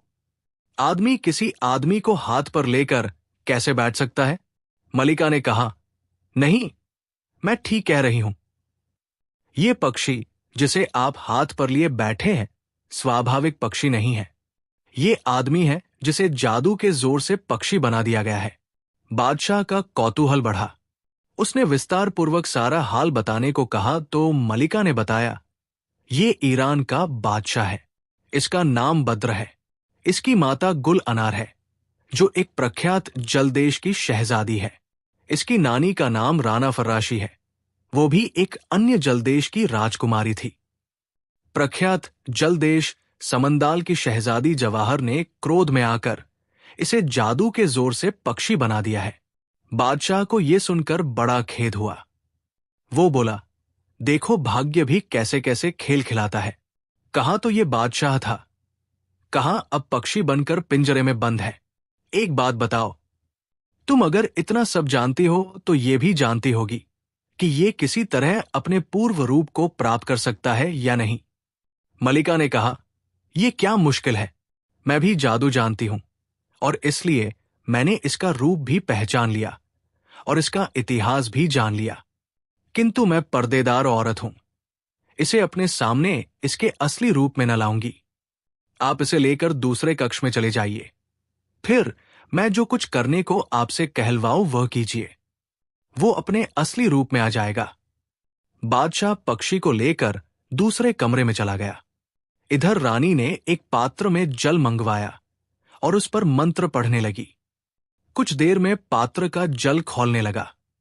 मलिका ने थोड़ा अभिमंत्रित जल बादशाह के पास भिजवाया और जल ले जाने वाली दासी से कहा, बादशाह से कहना कि इस जल को उस पक्षी पर छिड़क कर कहें कि इस मंत्र की शक्ति से तथा समस्त संसार के रचयिता सर्वसमर्थ भगवान की इच्छा से तू अपने पूर्व रूप को प्राप्त हो जा, और अगर तू स्वाभाविक रूप से पक्षी होकर ही जन्मा है तो इसी शरीर में रह। बादशाह ने मलिका की इच्छानुसार ये शब्द कहे और तुरंत ही बादशाह बद्र अपने असली रूप में आ गया। बादशाह को उसका रूप और चेहरे पर राजसी भाव देखकर बड़ी प्रसन्नता हुई कि वो पक्षी की योनि से छूट गया। बद्र अपने पुराने शरीर को पाकर खुशी के आंसू बहाने लगा। उसने हाथ उठाकर भगवान को इस कृपा के लिए धन्यवाद दिया और फिर बादशाह के चरणों में गिर पड़ा और उसे भांति भांति रूप से धन्यवाद देते हुए उसके चिरायु और सर्वाधिक वैभवशाली होने की कामनाएं करने लगा।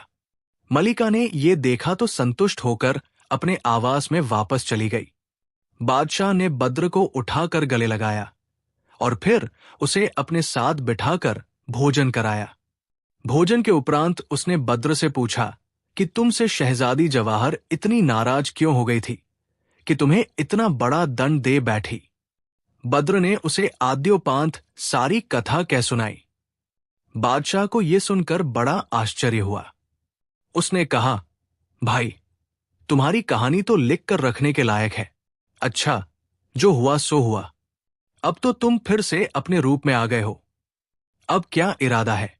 जो मदद मुझसे मांगो मैं देने के लिए तैयार हूं।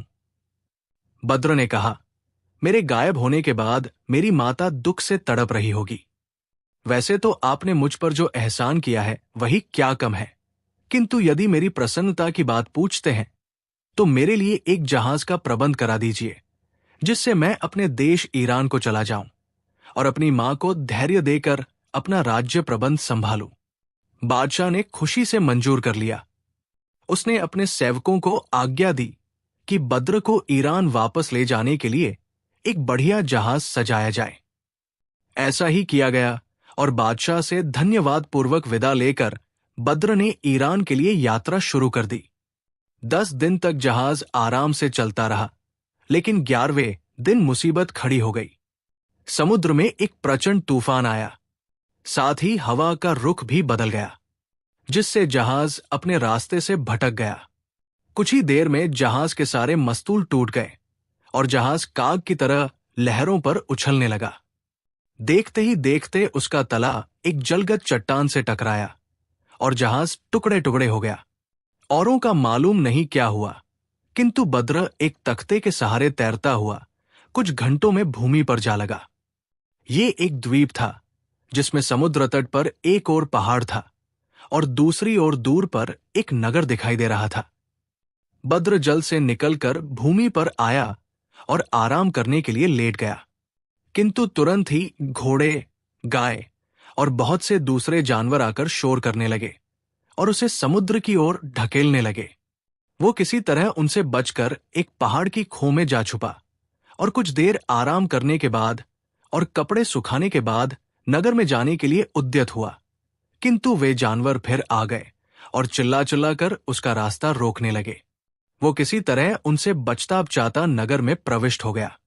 वहां उसे ये देखकर आश्चर्य हुआ कि सड़कों आदि पर सफाई आदि खूब है, किंतु दुकानदार कम ही है। काफी देर बाद उसे एक दुकान में एक बूढ़ा दिखाई दिया जो वहां रखे फलों को पोंछ पोंछ कर साफ कर रहा था। बद्र ने पास जाकर उसे सलाम किया। उसने बद्र को देखा तो उसके रूप से बहुत प्रभावित हुआ।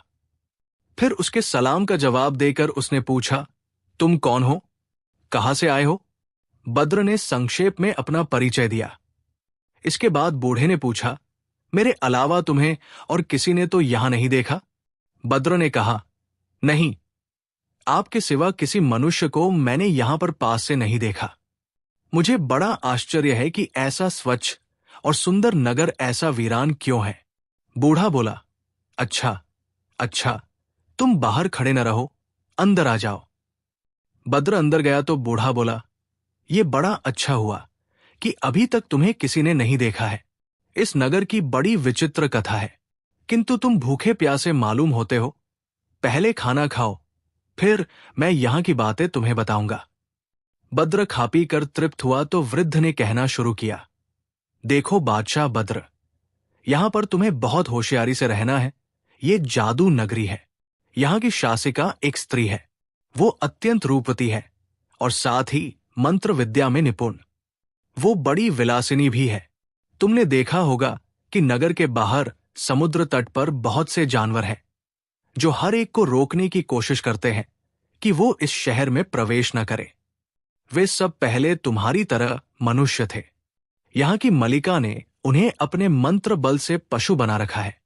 बद्र को आश्चर्य हुआ। उसने पूछा, मलिका आदमी को जानवर क्यों बना देती है?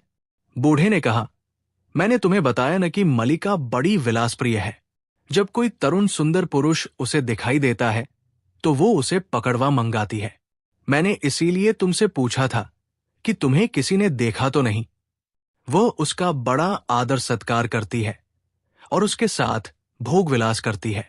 कुछ दिनों में जब उसका जी उस आदमी से भर जाता है और जब उसके जाल में कोई और रूपवान पुरुष आ जाता है तो वो इस पहले आदमी को बैल, घोड़ा या कोई और जानवर बनाकर छोड़ देती है ताकि उसका भेद किसी पर प्रकट न हो। ये सब बेचारे जानवर किसी समय उसके प्रेम पात्र रह चुके हैं।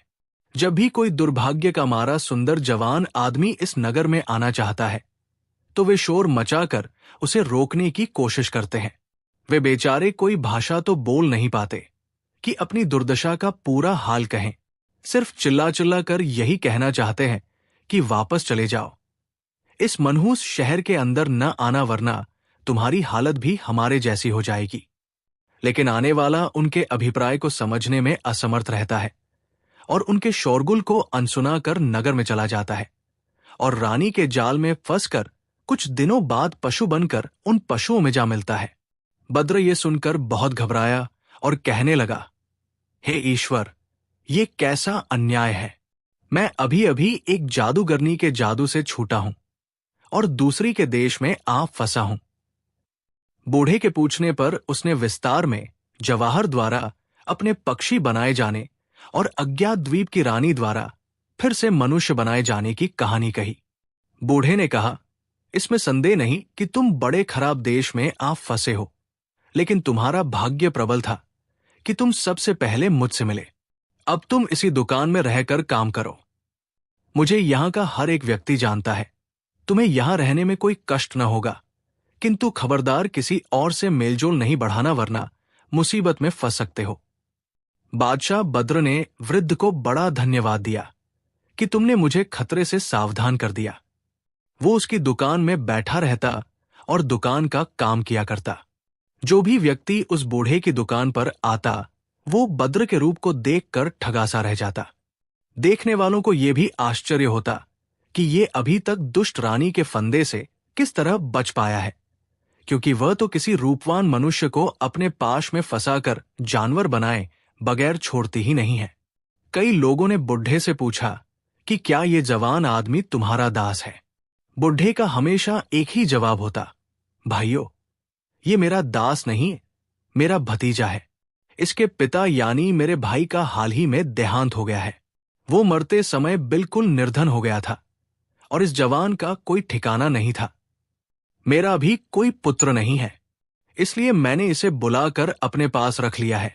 सुनने वाले कहते, ये सुनकर तो हमें बड़ी प्रसन्नता हुई कि तुमने इस पितृहीन को आश्रय दिया, किंतु हमें इस बात का बड़ा भय और खेद है कि अगर किसी ने मलिका से इसके रूप की प्रशंसा कर दी तो इस बेचारे की छुट्टी समझो।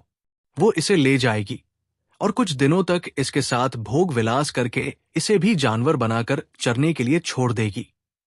इस पर बूढ़ा कहता, होता तो वही है जो भगवान चाहता है, किंतु मुझे आशा है कि जब मैं मलिका से निवेदन करूंगा कि ये मेरा भतीजा और दत्तक पुत्र है, तो वो इस पर दया करेगी और इसे पशु न बनाएगी। बद्र को ये सुनकर ढांस होता, किंतु बूढ़े की ये आशा व्यर्थ सिद्ध हुई। लगभग 1 महीने बाद की बात है कि बद्र हमेशा की तरह बूढ़े की दुकान पर बैठा हुआ था। उसी समय मलिका की सवारी उधर से निकली। उसके आगे पीछे बड़ी सेना चल रही थी। बद्र उठकर दुकान के अंदर गया और उसने वृद्ध से पूछा कि ये शानदार सवारी किसकी है।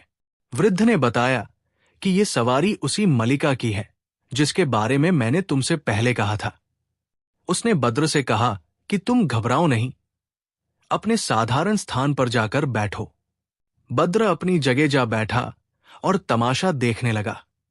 फौज के जितने अफसर थे सभी उस बूढ़े को सलाम करते जाते थे। सारी फौज की वर्दी गुलाबी थी। उनके पीछे ख्वाजासराओं के दस्ते थे जो उम्दा कमख्वाब के जोड़े पहने हुए थे। दुकान के सामने से निकलने पर उनके प्रमुखों ने भी वृद्ध को सलाम किया। उनके पीछे स्त्रियों का एक दल आया।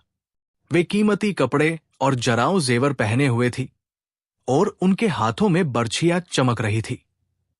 इन सशस्त्र दासियों के बीच में एक मुश्की घोड़े पर, जिसका साज सुनहरा था, जिसमें कई जगह हीरे जड़े हुए थे, अत्यंत भव्य परिधान पहने हुए रानी सवार थी।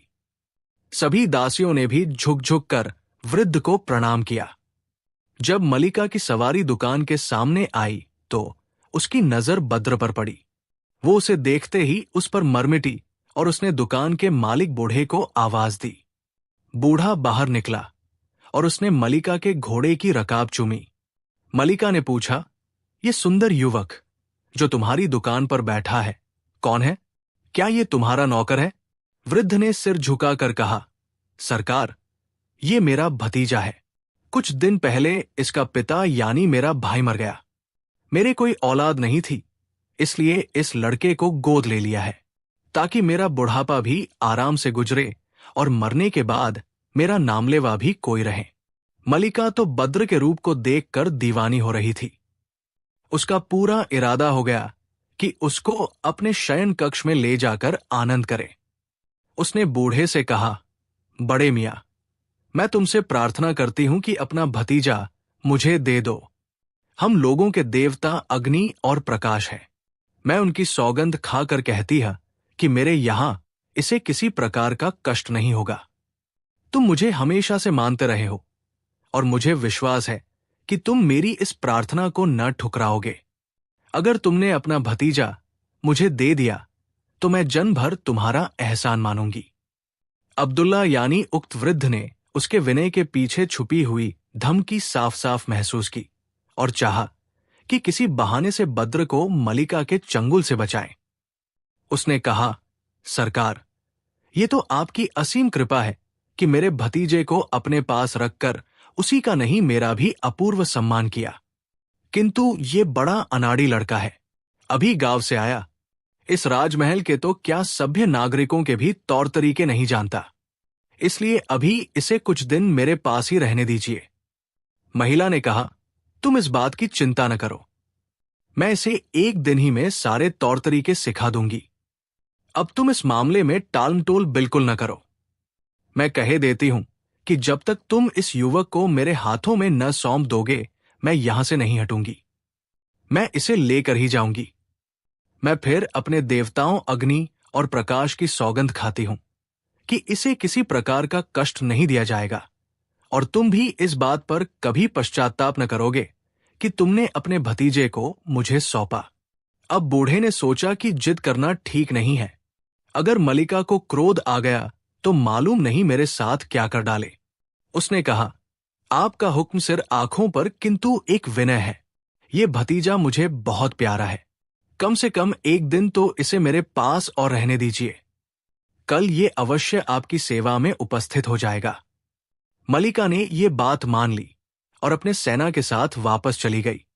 उसके जाने के बाद बूढ़े ने बद्र से कहा, मैं तो नहीं चाहता था कि तुम्हें उसके हाथ में दूं, लेकिन मुझे भय था कि अगर वो क्रोध में आ गई तो इसी समय हम दोनों को मरवा देगी। शायद वो तुम्हारे साथ दुर्व्यवहार न भी करे। उसने अपने आराध्य अग्निदेव की कसम खाई है। फिर मलिका के सारे दरबारी मुझे मानते हैं, वे भी तुम्हारी भरसक सहायता करेंगे। बद्र को इन बातों से कुछ ढांस हुआ और वो कहने लगा, अब तो जो कुछ मेरी किस्मत में है वो भोगना ही पड़ेगा। अब चाहे इस रानी के हाथों में मेरी मौत हो या मेरे भाग्य खुले, मुझे तो उसके पास जाना ही है। बूढ़े ने कहा, तुम अधिक चिंता न करो। यद्यपि रानी जादूगरनी है और उसके पास राजशक्ति भी है, किंतु वो मेरी शक्ति भी जानती है। वो अचानक कोई बात मेरी मर्जी के खिलाफ नहीं करेगी। फिर भी वो महादुष्ट है। तुम्हें चाहिए कि हरदम होशियार रहो, और अगर कोई बात असाधारण रूप से होते देखो तो मुझे उसकी सूचना देते रहना। दूसरे दिन वो पापिनी रानी पिछली जैसी शान शौकत से निकली और अब्दुल्ला की दुकान पर रुक गई। वो बूढ़े अब्दुल्ला से कहने लगी, तुम्हारे भतीजे के ख्याल में मैं रात भर सो नहीं सकी। अब तुमने कल जो वादा किया था उसे निभाओ। बूढ़े ने मलिका के सम्मानार्थ अपना शीश भूमि से लगाया, फिर मलिका के समीप जाकर, ताकि उसकी बात को कोई दूसरा न सुने, बोला, कल जो कुछ मैंने अपने भतीजे के बारे में कहा था उसे कृपया न भूलें। मैं उसे आपके हाथों में सौंपता हूं, किंतु इस बात का ध्यान अवश्य रखें कि इसे किसी प्रकार का कष्ट न हो।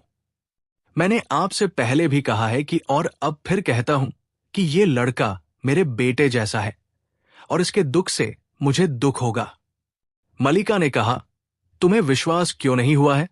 मैंने तो इस बारे में तुम्हारे सामने अग्नि देवता की सौगंध खाई है कि मेरे पास कोई दुख नहीं पहुंच सकता। बूढ़े ने बद्र का हाथ मलिका के हाथ में दिया और कहा, आपकी बात पर विश्वास न होने का कोई प्रश्न नहीं है, किंतु जहां आपने इतनी कृपा की है वहां इतनी कृपा अवश्य कीजिए कि इसे कभी कभी यहां आकर मुझसे मिलने की अनुमति दे दे। इसीलिए मैंने दोबारा इसे दुख न पहुंचने की बात की है। ये कभी कभी आकर मुझसे मिलेगा तो मुझे तो संतोष होगा ही, इसे भी धैर्य बना रहेगा। मलिका ने यह स्वीकार कर लिया और 1000 अशर्फियों का एक तोड़ा बूढ़े को दे दिया। फिर नौकरों को आज्ञा दी कि एक बढ़िया घोड़ा लाओ जिसका साज बहुत अच्छा हो। वे तुरंत ही ऐसा घोड़ा ले आए। मलिका के कहने पर बद्र उस पर सवार हो गया। मलिका ने बूढ़े से उसका नाम पूछा तो उसने नाम बताया, बद्र। मलिका बोली, ये नाम ठीक नहीं है, इसे तो बद्र, चांद के बजाय शम्स, सूर्य कहना चाहिए। ये कहकर मलिका अपने महल की ओर चल दी। बद्र भी अपने घोड़े पर उसके पीछे बाएं बाजू से चलने लगा। रास्ते में नागरिकों की हल्के स्वर में की जाने वाली बातचीत बद्र के कानों में पड़ने लगी। लोग कह रहे थे, देखो कैसा सुंदर सजीला जवान इस रानी ने चुना है। कुछ लोग कह रहे थे, ये दुष्ट नए निरपराध व्यक्ति को फंसा कर लाई है और इसके साथ भी वही नीच व्यवहार करेगी जो कई लोगों के साथ कर चुकी है। किसी ने कहा, भगवान से प्रार्थना है कि इस पुरुष पर दया करें और इसे इस कुकर्मिणी से मुक्ति दिलाए।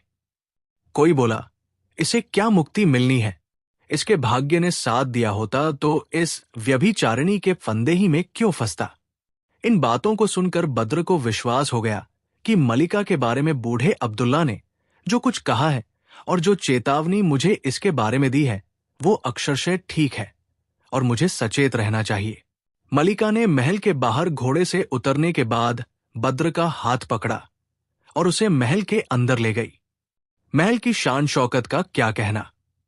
जो चीज भी देखिए, चाहे चौकी हो चाहे अलमारी, वो स्वर्ण से निर्मित थी और हर चीज में नाना प्रकार के रत्न जड़े थे।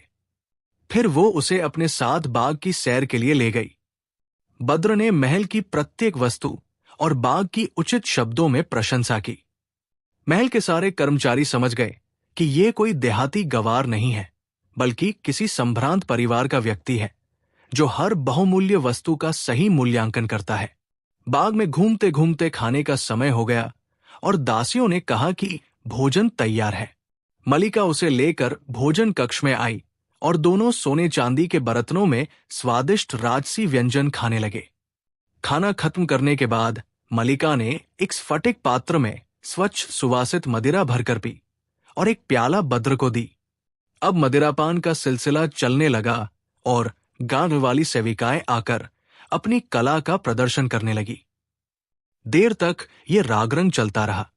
जब काफी रात बीत गई और दोनों को खूब नशा चढ़ गया तो मलिका ने रागरंग की सभा को समाप्त करने का इशारा किया और अन्य दासियां दोनों को शयन कक्ष में ले गई।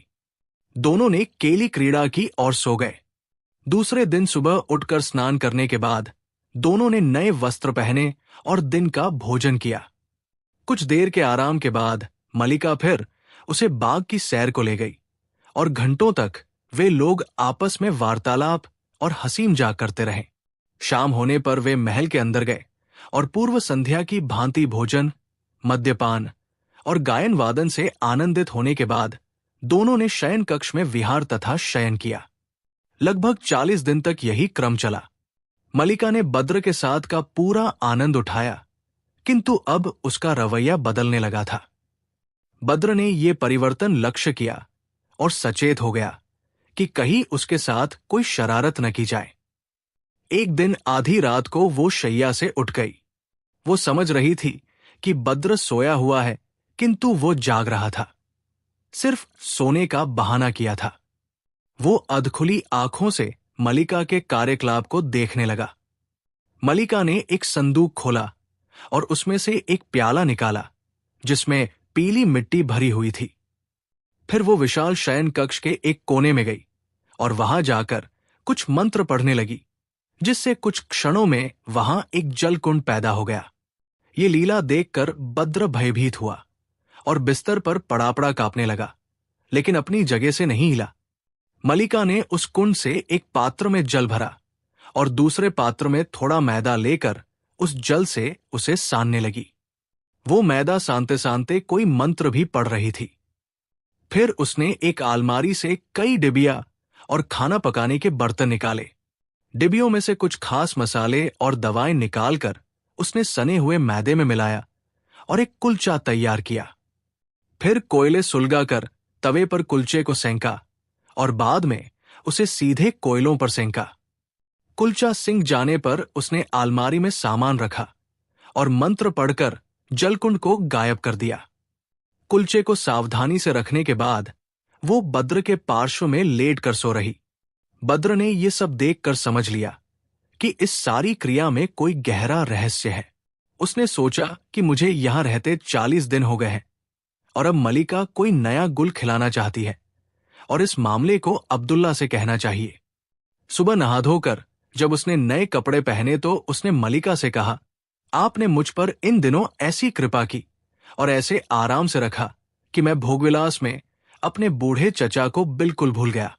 वे बेचारे मेरी याद करके दुखी होते होंगे और मेरी लापरवाही पर कुढ़ते होंगे। आप 2-3 घंटे की अनुमति दें तो मैं उन्हें देख आऊं। मध्याह्न भोजन के समय तक वापस आ जाऊंगा। बस दोनों को एक दूसरे की कुशलक्षेम पूछनी है। मलिका को उसकी ओर से कोई शंका न थी। उसने अनुमति दे दी। साथ ही एक बढ़िया मुश्की घोड़ा मंगवाकर और 2-1 गुलामों को उसके साथ के लिए देकर उसे अब्दुल्ला की दुकान की तरफ रवाना कर दिया। बद्र ने गुलामों को बाहर घोड़े के पास बिठाया और खुद दुकान के अंदर चला गया। अब्दुल्ला उसे देखकर खुश हुआ और पूछने लगा कि मलिका के साथ कैसी गुजर रही है। बद्र ने कहा कि अभी तक तो उसने मुझे बड़े आराम और अपंत्व के साथ रखा है, किंतु कल रात को जो कुछ मैंने देखा उससे मेरे मन में संदेह हो रहा है। फिर उसने विस्तार पूर्वक विगत रात की घटनाओं का वर्णन किया और कहा, अभी तक तो तुम्हारी बातें मैंने सिर्फ मामूली तौर पर याद रखी थी, किंतु इस रहस्यमय व्यापार से मुझे बड़ी घबराहट हुई और मैं तुम्हारे पास आ गया। अब मुझे बताओ कि वो क्या करना चाहती है और उसकी दुष्टता से मैं कैसे बच सकता हूं, क्योंकि मुझे संदेह है कि वो मुझे हानि पहुंचाना चाहती है। अब्दुल्ला ने हंसकर कहा, अब वो तुम्हें भी जानवर बनाने की तैयारी कर रही है। ये तुमने बहुत अच्छा किया कि फौरन मेरे पास चले आए। अब तुम किसी प्रकार का भय न करो और जो उपाय मैं बताऊं वो करो। फिर उसने एक संदूक से 2 कुलचे मैदे के निकाले और बद्र को देकर बोला, ये अपने पास रखो। वो अपने बनाए हुए कुलचे को खाने के लिए तुम्हें देगी। तुम शौक से उसे ले लेना, किंतु उसे खाने के बजाय उसकी निगाह बचाकर उसे अपनी एक आस्तीन में रख लेना और दूसरी आस्तीन से निकालकर मेरा दिया एक कुलचा खाने लगना। वो समझेगी कि तुम उसका दिया कुलचा खा रहे हो। फिर वो तुम्हें कहेगी कि अमुक पशु बन जाओ। तुम उसका कुलचा न खाने के कारण अपने शरीर ही में रहोगे। वो आश्चर्य करेगी, किंतु तुम उसके शब्दों या कार्यों पर प्रकटतः कुछ ध्यान न देना। फिर होशियारी से उसका बनाया हुआ कुलचा उसे ये कहकर खिला देना कि ये अब्दुल्ला ने तुम्हारे लिए भेजा है। जब वो अपना बनाया कुलचा खा ले तो उसके मुंह पर पानी के छींटे देना और कहना, अमुक पशु बन जा। उस समय तुम जिस पशु का नाम लोगे वो वही पशु बन जाएगी। फिर तुम उसे मेरे पास ले आना और उसी समय हम लोग ये तय करेंगे कि उसका क्या किया जाए। बद्र को अब्दुल्ला की योजना बहुत पसंद आई। वो तेज तर्रार आदमी था और लोगों की निगाहों से बचाकर चीजों को कुशलतापूर्वक छुपा लेने में प्रवीण था। उसने कई बार बूढ़े की योजना को उसके सामने दोहराकर हृदयंगम कर लिया और बाहर आकर घोड़े पर सवार होकर महल की ओर चल पड़ा। वहां पहुंचा तो देखा कि मलिका बाग में बैठी हुई उसकी प्रतीक्षा कर रही है। बद्र को देखकर कहने लगी, मेरे प्रियतम, तुमने इतनी देर क्यों लगाई? तुम जानते हो कि मैं तुम्हारे बगैर एक क्षण भी नहीं रह सकती। बद्र ने कहा, मुझे भी तुमसे अलग होकर अच्छा नहीं लगता, लेकिन मैं क्या करता। चचा ने बहुत दिनों तक खोज खबर न लेने पर मुझसे बहुत देर तक शिकायत का सिलसिला जारी रखा। उन्होंने मेरे लिए भांति भांति के खाद्य पदार्थ तैयार किए, किंतु मैं यहां आकर तुम्हारे साथ भोजन करने का इच्छुक था, इसलिए थोड़ा सा मुंह जूठा भर कर लिया। मेरे चचा ने तुम्हारे लिए भी एक कुलचा भेजा है और प्रार्थना की है कि इसे जरूर खाना। ये कहकर उसने अब्दुल्ला के दिए हुए कुलचों में से एक निकाला। मलिका बोली, अब्दुल्ला का मुझ पर बड़ा स्नेह है, मैं उसका दिया हुआ कुलचा जरूर खाऊंगी, लेकिन इससे पहले तुम ये कुलचा खाओ जो मैंने खास तौर पर तुम्हारे लिए अपने हाथ से पकाया है। ये कहकर उसने रात को पकाया हुआ कुचला बद्र को दिया। बद्र बड़ी देर तक उसकी प्रशंसा करता रहा कि इस कृपा को कभी भूल न सकूंगा। इसी वार्तालाप में उसने मलिका का दिया हुआ कुलचा छिपा लिया और अब्दुल्ला का दिया हुआ कुलचा खा लिया और उसके स्वाद की बड़ी प्रशंसा की।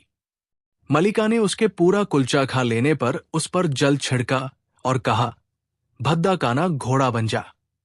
किंतु बद्र ने साधारण कुचला खाया था, इसलिए उस पर कुछ प्रभाव न हुआ। मलिका को बड़ा आश्चर्य हुआ कि जादू ने असर क्यों नहीं किया। उसने सोचा कि कुलचा तैयार करने में कुछ भूल हो गई होगी और रात को वो फिर होशियारी से जादू का कुलचा तैयार करेगी और इस समय इसे किसी प्रकार का संदेह होना न चाहिए। अतएव जब बद्र ने अब्दुल्ला के कुलचे के नाम पर उसी का कुलचा उसे दिया तो वो कुछ देख न सकी और उसे खा गई। बद्र ने उसे मुंह पर पानी के छींटे देकर कहा, घोड़ी बन जा। वो तुरंत घोड़ी बन गई। अपनी ये दशा देखकर वो बड़ी दुखी हुई और बद्र के पांवों पर अपना थूथन रगड़कर क्षमा प्रार्थना करने लगी। किंतु ये बेकार था। बद्र चाहने पर भी उसे स्त्री नहीं बना सकता था। बद्र ने साई से कहा कि इस घोड़ी के मुंह में लगाम लगा दे, किंतु उसके मुंह में कोई लगाम ठीक से जमती ही नहीं थी। फिर बद्र ने 2 घोड़े मंगाए, एक पर खुद सवार हुआ और दूसरे पर साइस को बिठाया और घोड़ी बनी हुई मलिका को रस्सी बांधकर घसीटता हुआ अब्दुल्ला की दुकान पर ले गया। अब्दुल्ला ने दूर से ये दृश्य देखा तो प्रसन्न हुआ। वो समझ गया था कि बद्र अपने कार्य में सफल हुआ है और मलिका को उसकी दुष्टता का उचित दंड मिला। बद्र घोड़े से उतरा, साइस के हाथ में नई घोड़ी की रस्सी दी और दुकान में चला गया। अब्दुल्ला ने उठकर उसे गले लगाया और उसकी चतुरता की बड़ी प्रशंसा की।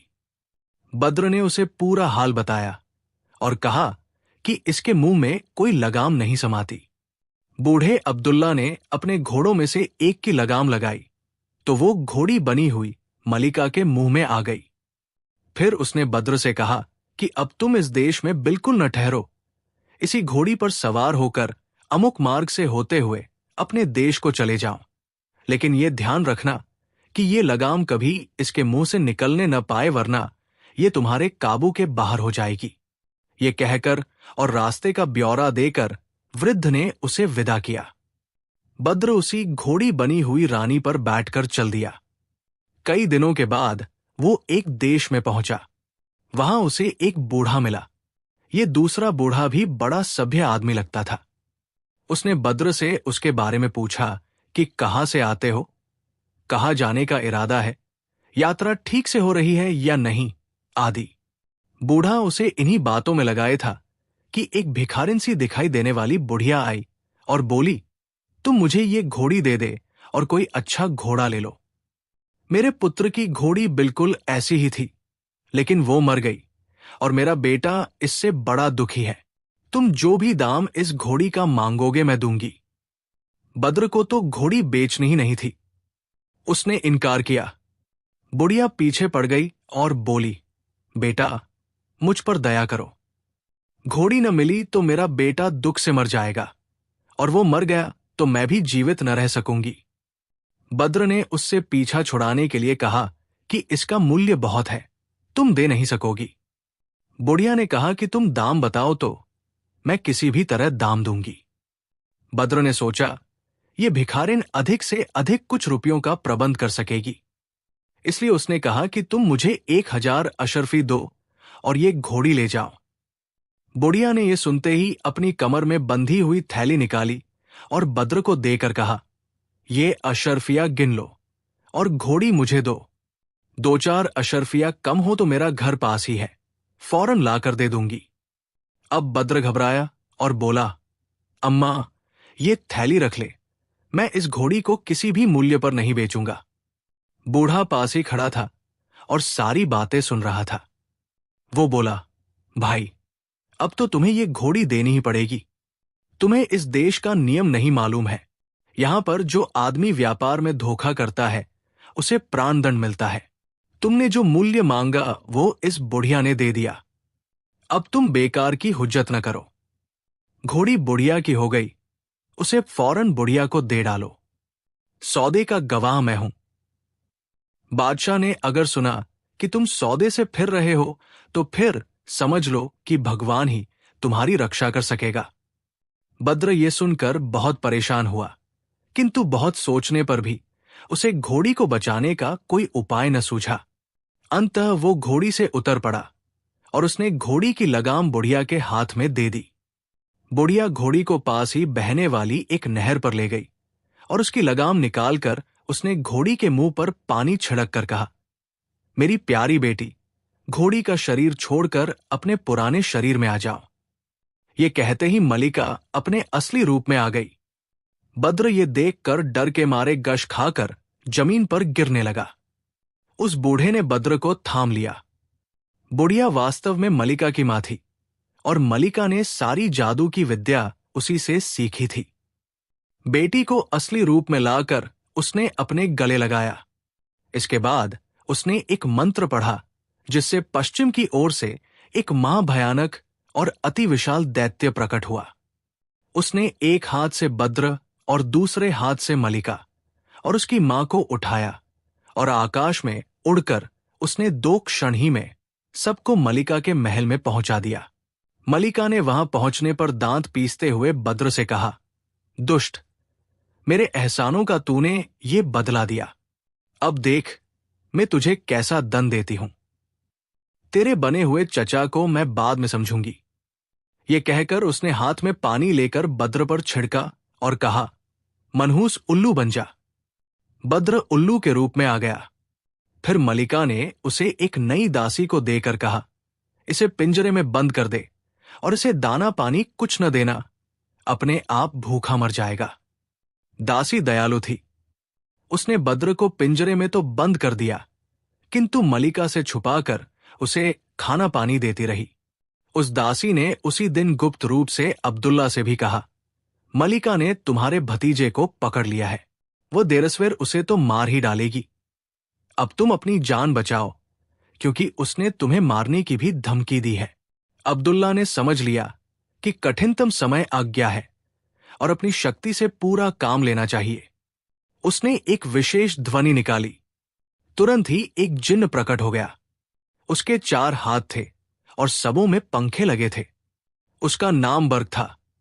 उसने आते ही कहा, स्वामी, क्या आज्ञा है? अब्दुल्ला ने कहा, तुम्हें बद्र के प्राणों की रक्षा करनी है, किंतु अभी सिर्फ ये करो कि इस दासी को ईरान के शाही महल में पहुंचा दो, ताकि इसके मुंह से राजमाता गुल अनार अपने पुत्र का पूरा समाचार जान ले। जिन्न ने तुरंत ही उस दासी को ईरान के राजमहल की छत पर पहुंचा दिया। दासी जीने से उतरकर नीचे गई तो देखा कि गुल अनार और उसकी माता चिंतित होकर बातचीत कर रही थी। दासी ने विनयपूर्वक दोनों को प्रणाम किया और बताया कि बद्र जादू देश की मलिका की कैद में उल्लू बनकर पड़ा हुआ है। गुल अनार ने दासी को गले लगा लिया और उसके काम की बड़ी सराहना की।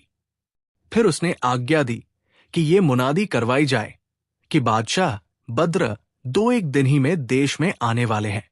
तीसरी बात उसने यह की कि आग मंगा कर उसमें सुगंधित द्रव्य डालकर मंत्र पढ़ा और इस तरह अपने भाई सालेह को बुला लिया। सालेह के आने पर उसने बताया कि तुम्हारा भांजा बद्र जादू के देश की अग्नि पूजक रानी की कैद में उल्लू बनकर पड़ा हुआ है। सालेह ने अपनी समुद्री सेना को तुरंत जादू के देश में पहुंचने का आदेश दिया और कहा कि मैं भी वहां शीघ्र आ रहा हूं। फिर उसने जिन्नों की एक बड़ी फौज इकट्ठी की और उसे लेकर उक्त देश में पहुंच गया।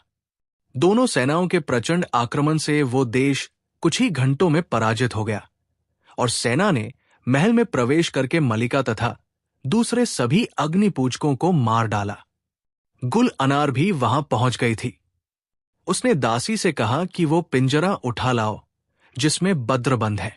वो पिंजरा बाहर ले आई और उल्लू बने हुए बद्र को उसने बाहर निकाल लिया। गुल अनार ने अभिमंत्रित जल उस पर छिड़क कर कहा, अपने पुराने रूप में आ जा। वो अपने असली शरीर में आ गया और गुल अनार ने उसे गले लगाया। फिर बद्र ने अपने मामा और अन्य संबंधियों से उचित रूप से भेंट की। उसने और दासी ने बद्र पर अब्दुल्ला के एहसानों का उल्लेख किया। गुल अनार सबको लेकर अब्दुल्ला के घर गई और बोली, आप ही की कृपा से बद्र मुझसे दोबारा मिला है। आपके उपकार का बदला मैं किस प्रकार दूं? बूढ़े ने कहा, मुझे तो भगवान ने जो कुछ दिया है वही मेरे लिए बहुत है, किंतु मुझे इनाम देना ही चाहें तो ये दीजिए कि बादशाह बद्र का विवाह इस दासी से कर दें, क्योंकि ये सुंदर और चतुर भी है और इस समय इसने बद्र की और मेरी अमूल्य सेवा की है।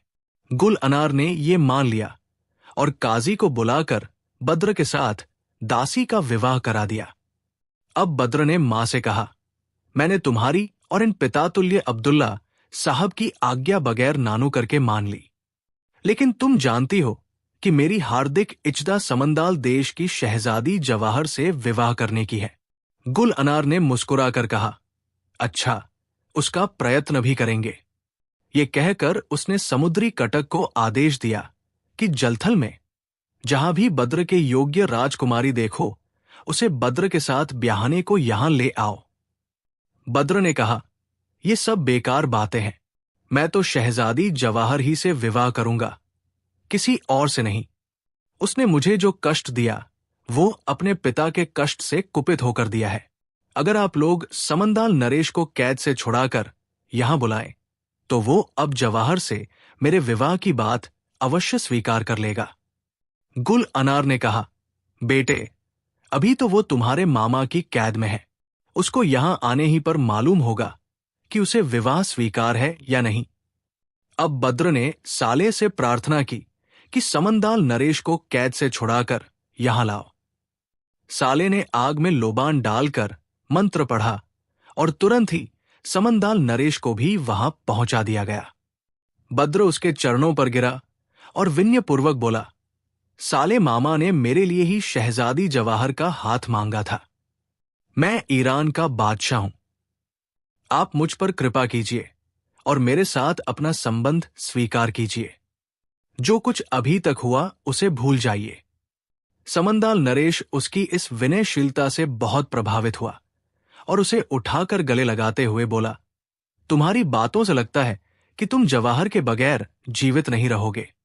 तुम्हें उससे इतना गहरा प्रेम है तो मैं इनकार कैसे करूं। मैंने पूरे हृदय से उसे तुम्हें दिया। उसकी ओर से भी इत्मीनान रखो। उसने कभी मेरी आज्ञा का उल्लंघन नहीं किया है और मैं कहूंगा तो वो तुम्हारे साथ विवाह करने को खुशी से तैयार हो जाएगी। ये कहकर उसने अपने सरदारों को आदेश दिया कि शहजादी जवाहर जहां भी हो वहां से उसे यहां ले आए। वे लोग उसकी खोज में निकले और अल्प समय ही में उसे ढूंढकर उस स्थान पर ले आए जहां उसका पिता था। समंदाल नरेश ने जवाहर को गले लगाकर कहा, बेटी, मैंने बादशाह बद्र को वचन दिया है कि तुम्हारा विवाह उसके साथ कर दूंगा। आशा है तुम इस बात को मान जाओगी। जवाहर ने कहा, आपकी आज्ञा मुझे शिरोधार्य है, किंतु बादशाह बद्र से बहुत लज्जित हूं। मैंने क्रोध में आकर उनसे बड़ा बुरा सलूक किया। मालूम नहीं कि वे इसके लिए मुझे क्षमा करेंगे या नहीं। बद्र ने कहा, तुमने वास्तव में क्रोध में आकर मुझे दुख दिया था। अब मैं उसे भूल गया और तुम भी उसे भूल जाओ। एक खुशी की बात यह भी हुई कि मलिका के मर जाते ही वे सब लोग जिन्हें मंत्रबल से जानवर बना रखा गया था, अपने मनुष्य रूप में वापस आ गए और विवाह में हंसी खुशी शामिल होकर वरवधू को आशीर्वाद देते हुए अपने अपने देशों को चले गए। फिर समंदाल नरेश अपने सरदारों के साथ अपने देश को गया। बादशाह बद्र अपनी माता और पत्नियों को लेकर ईरान को रवाना हुआ और कुछ दिन वहां रहने के बाद साले भी अपनी माता के साथ अपने देश को वापस हुआ।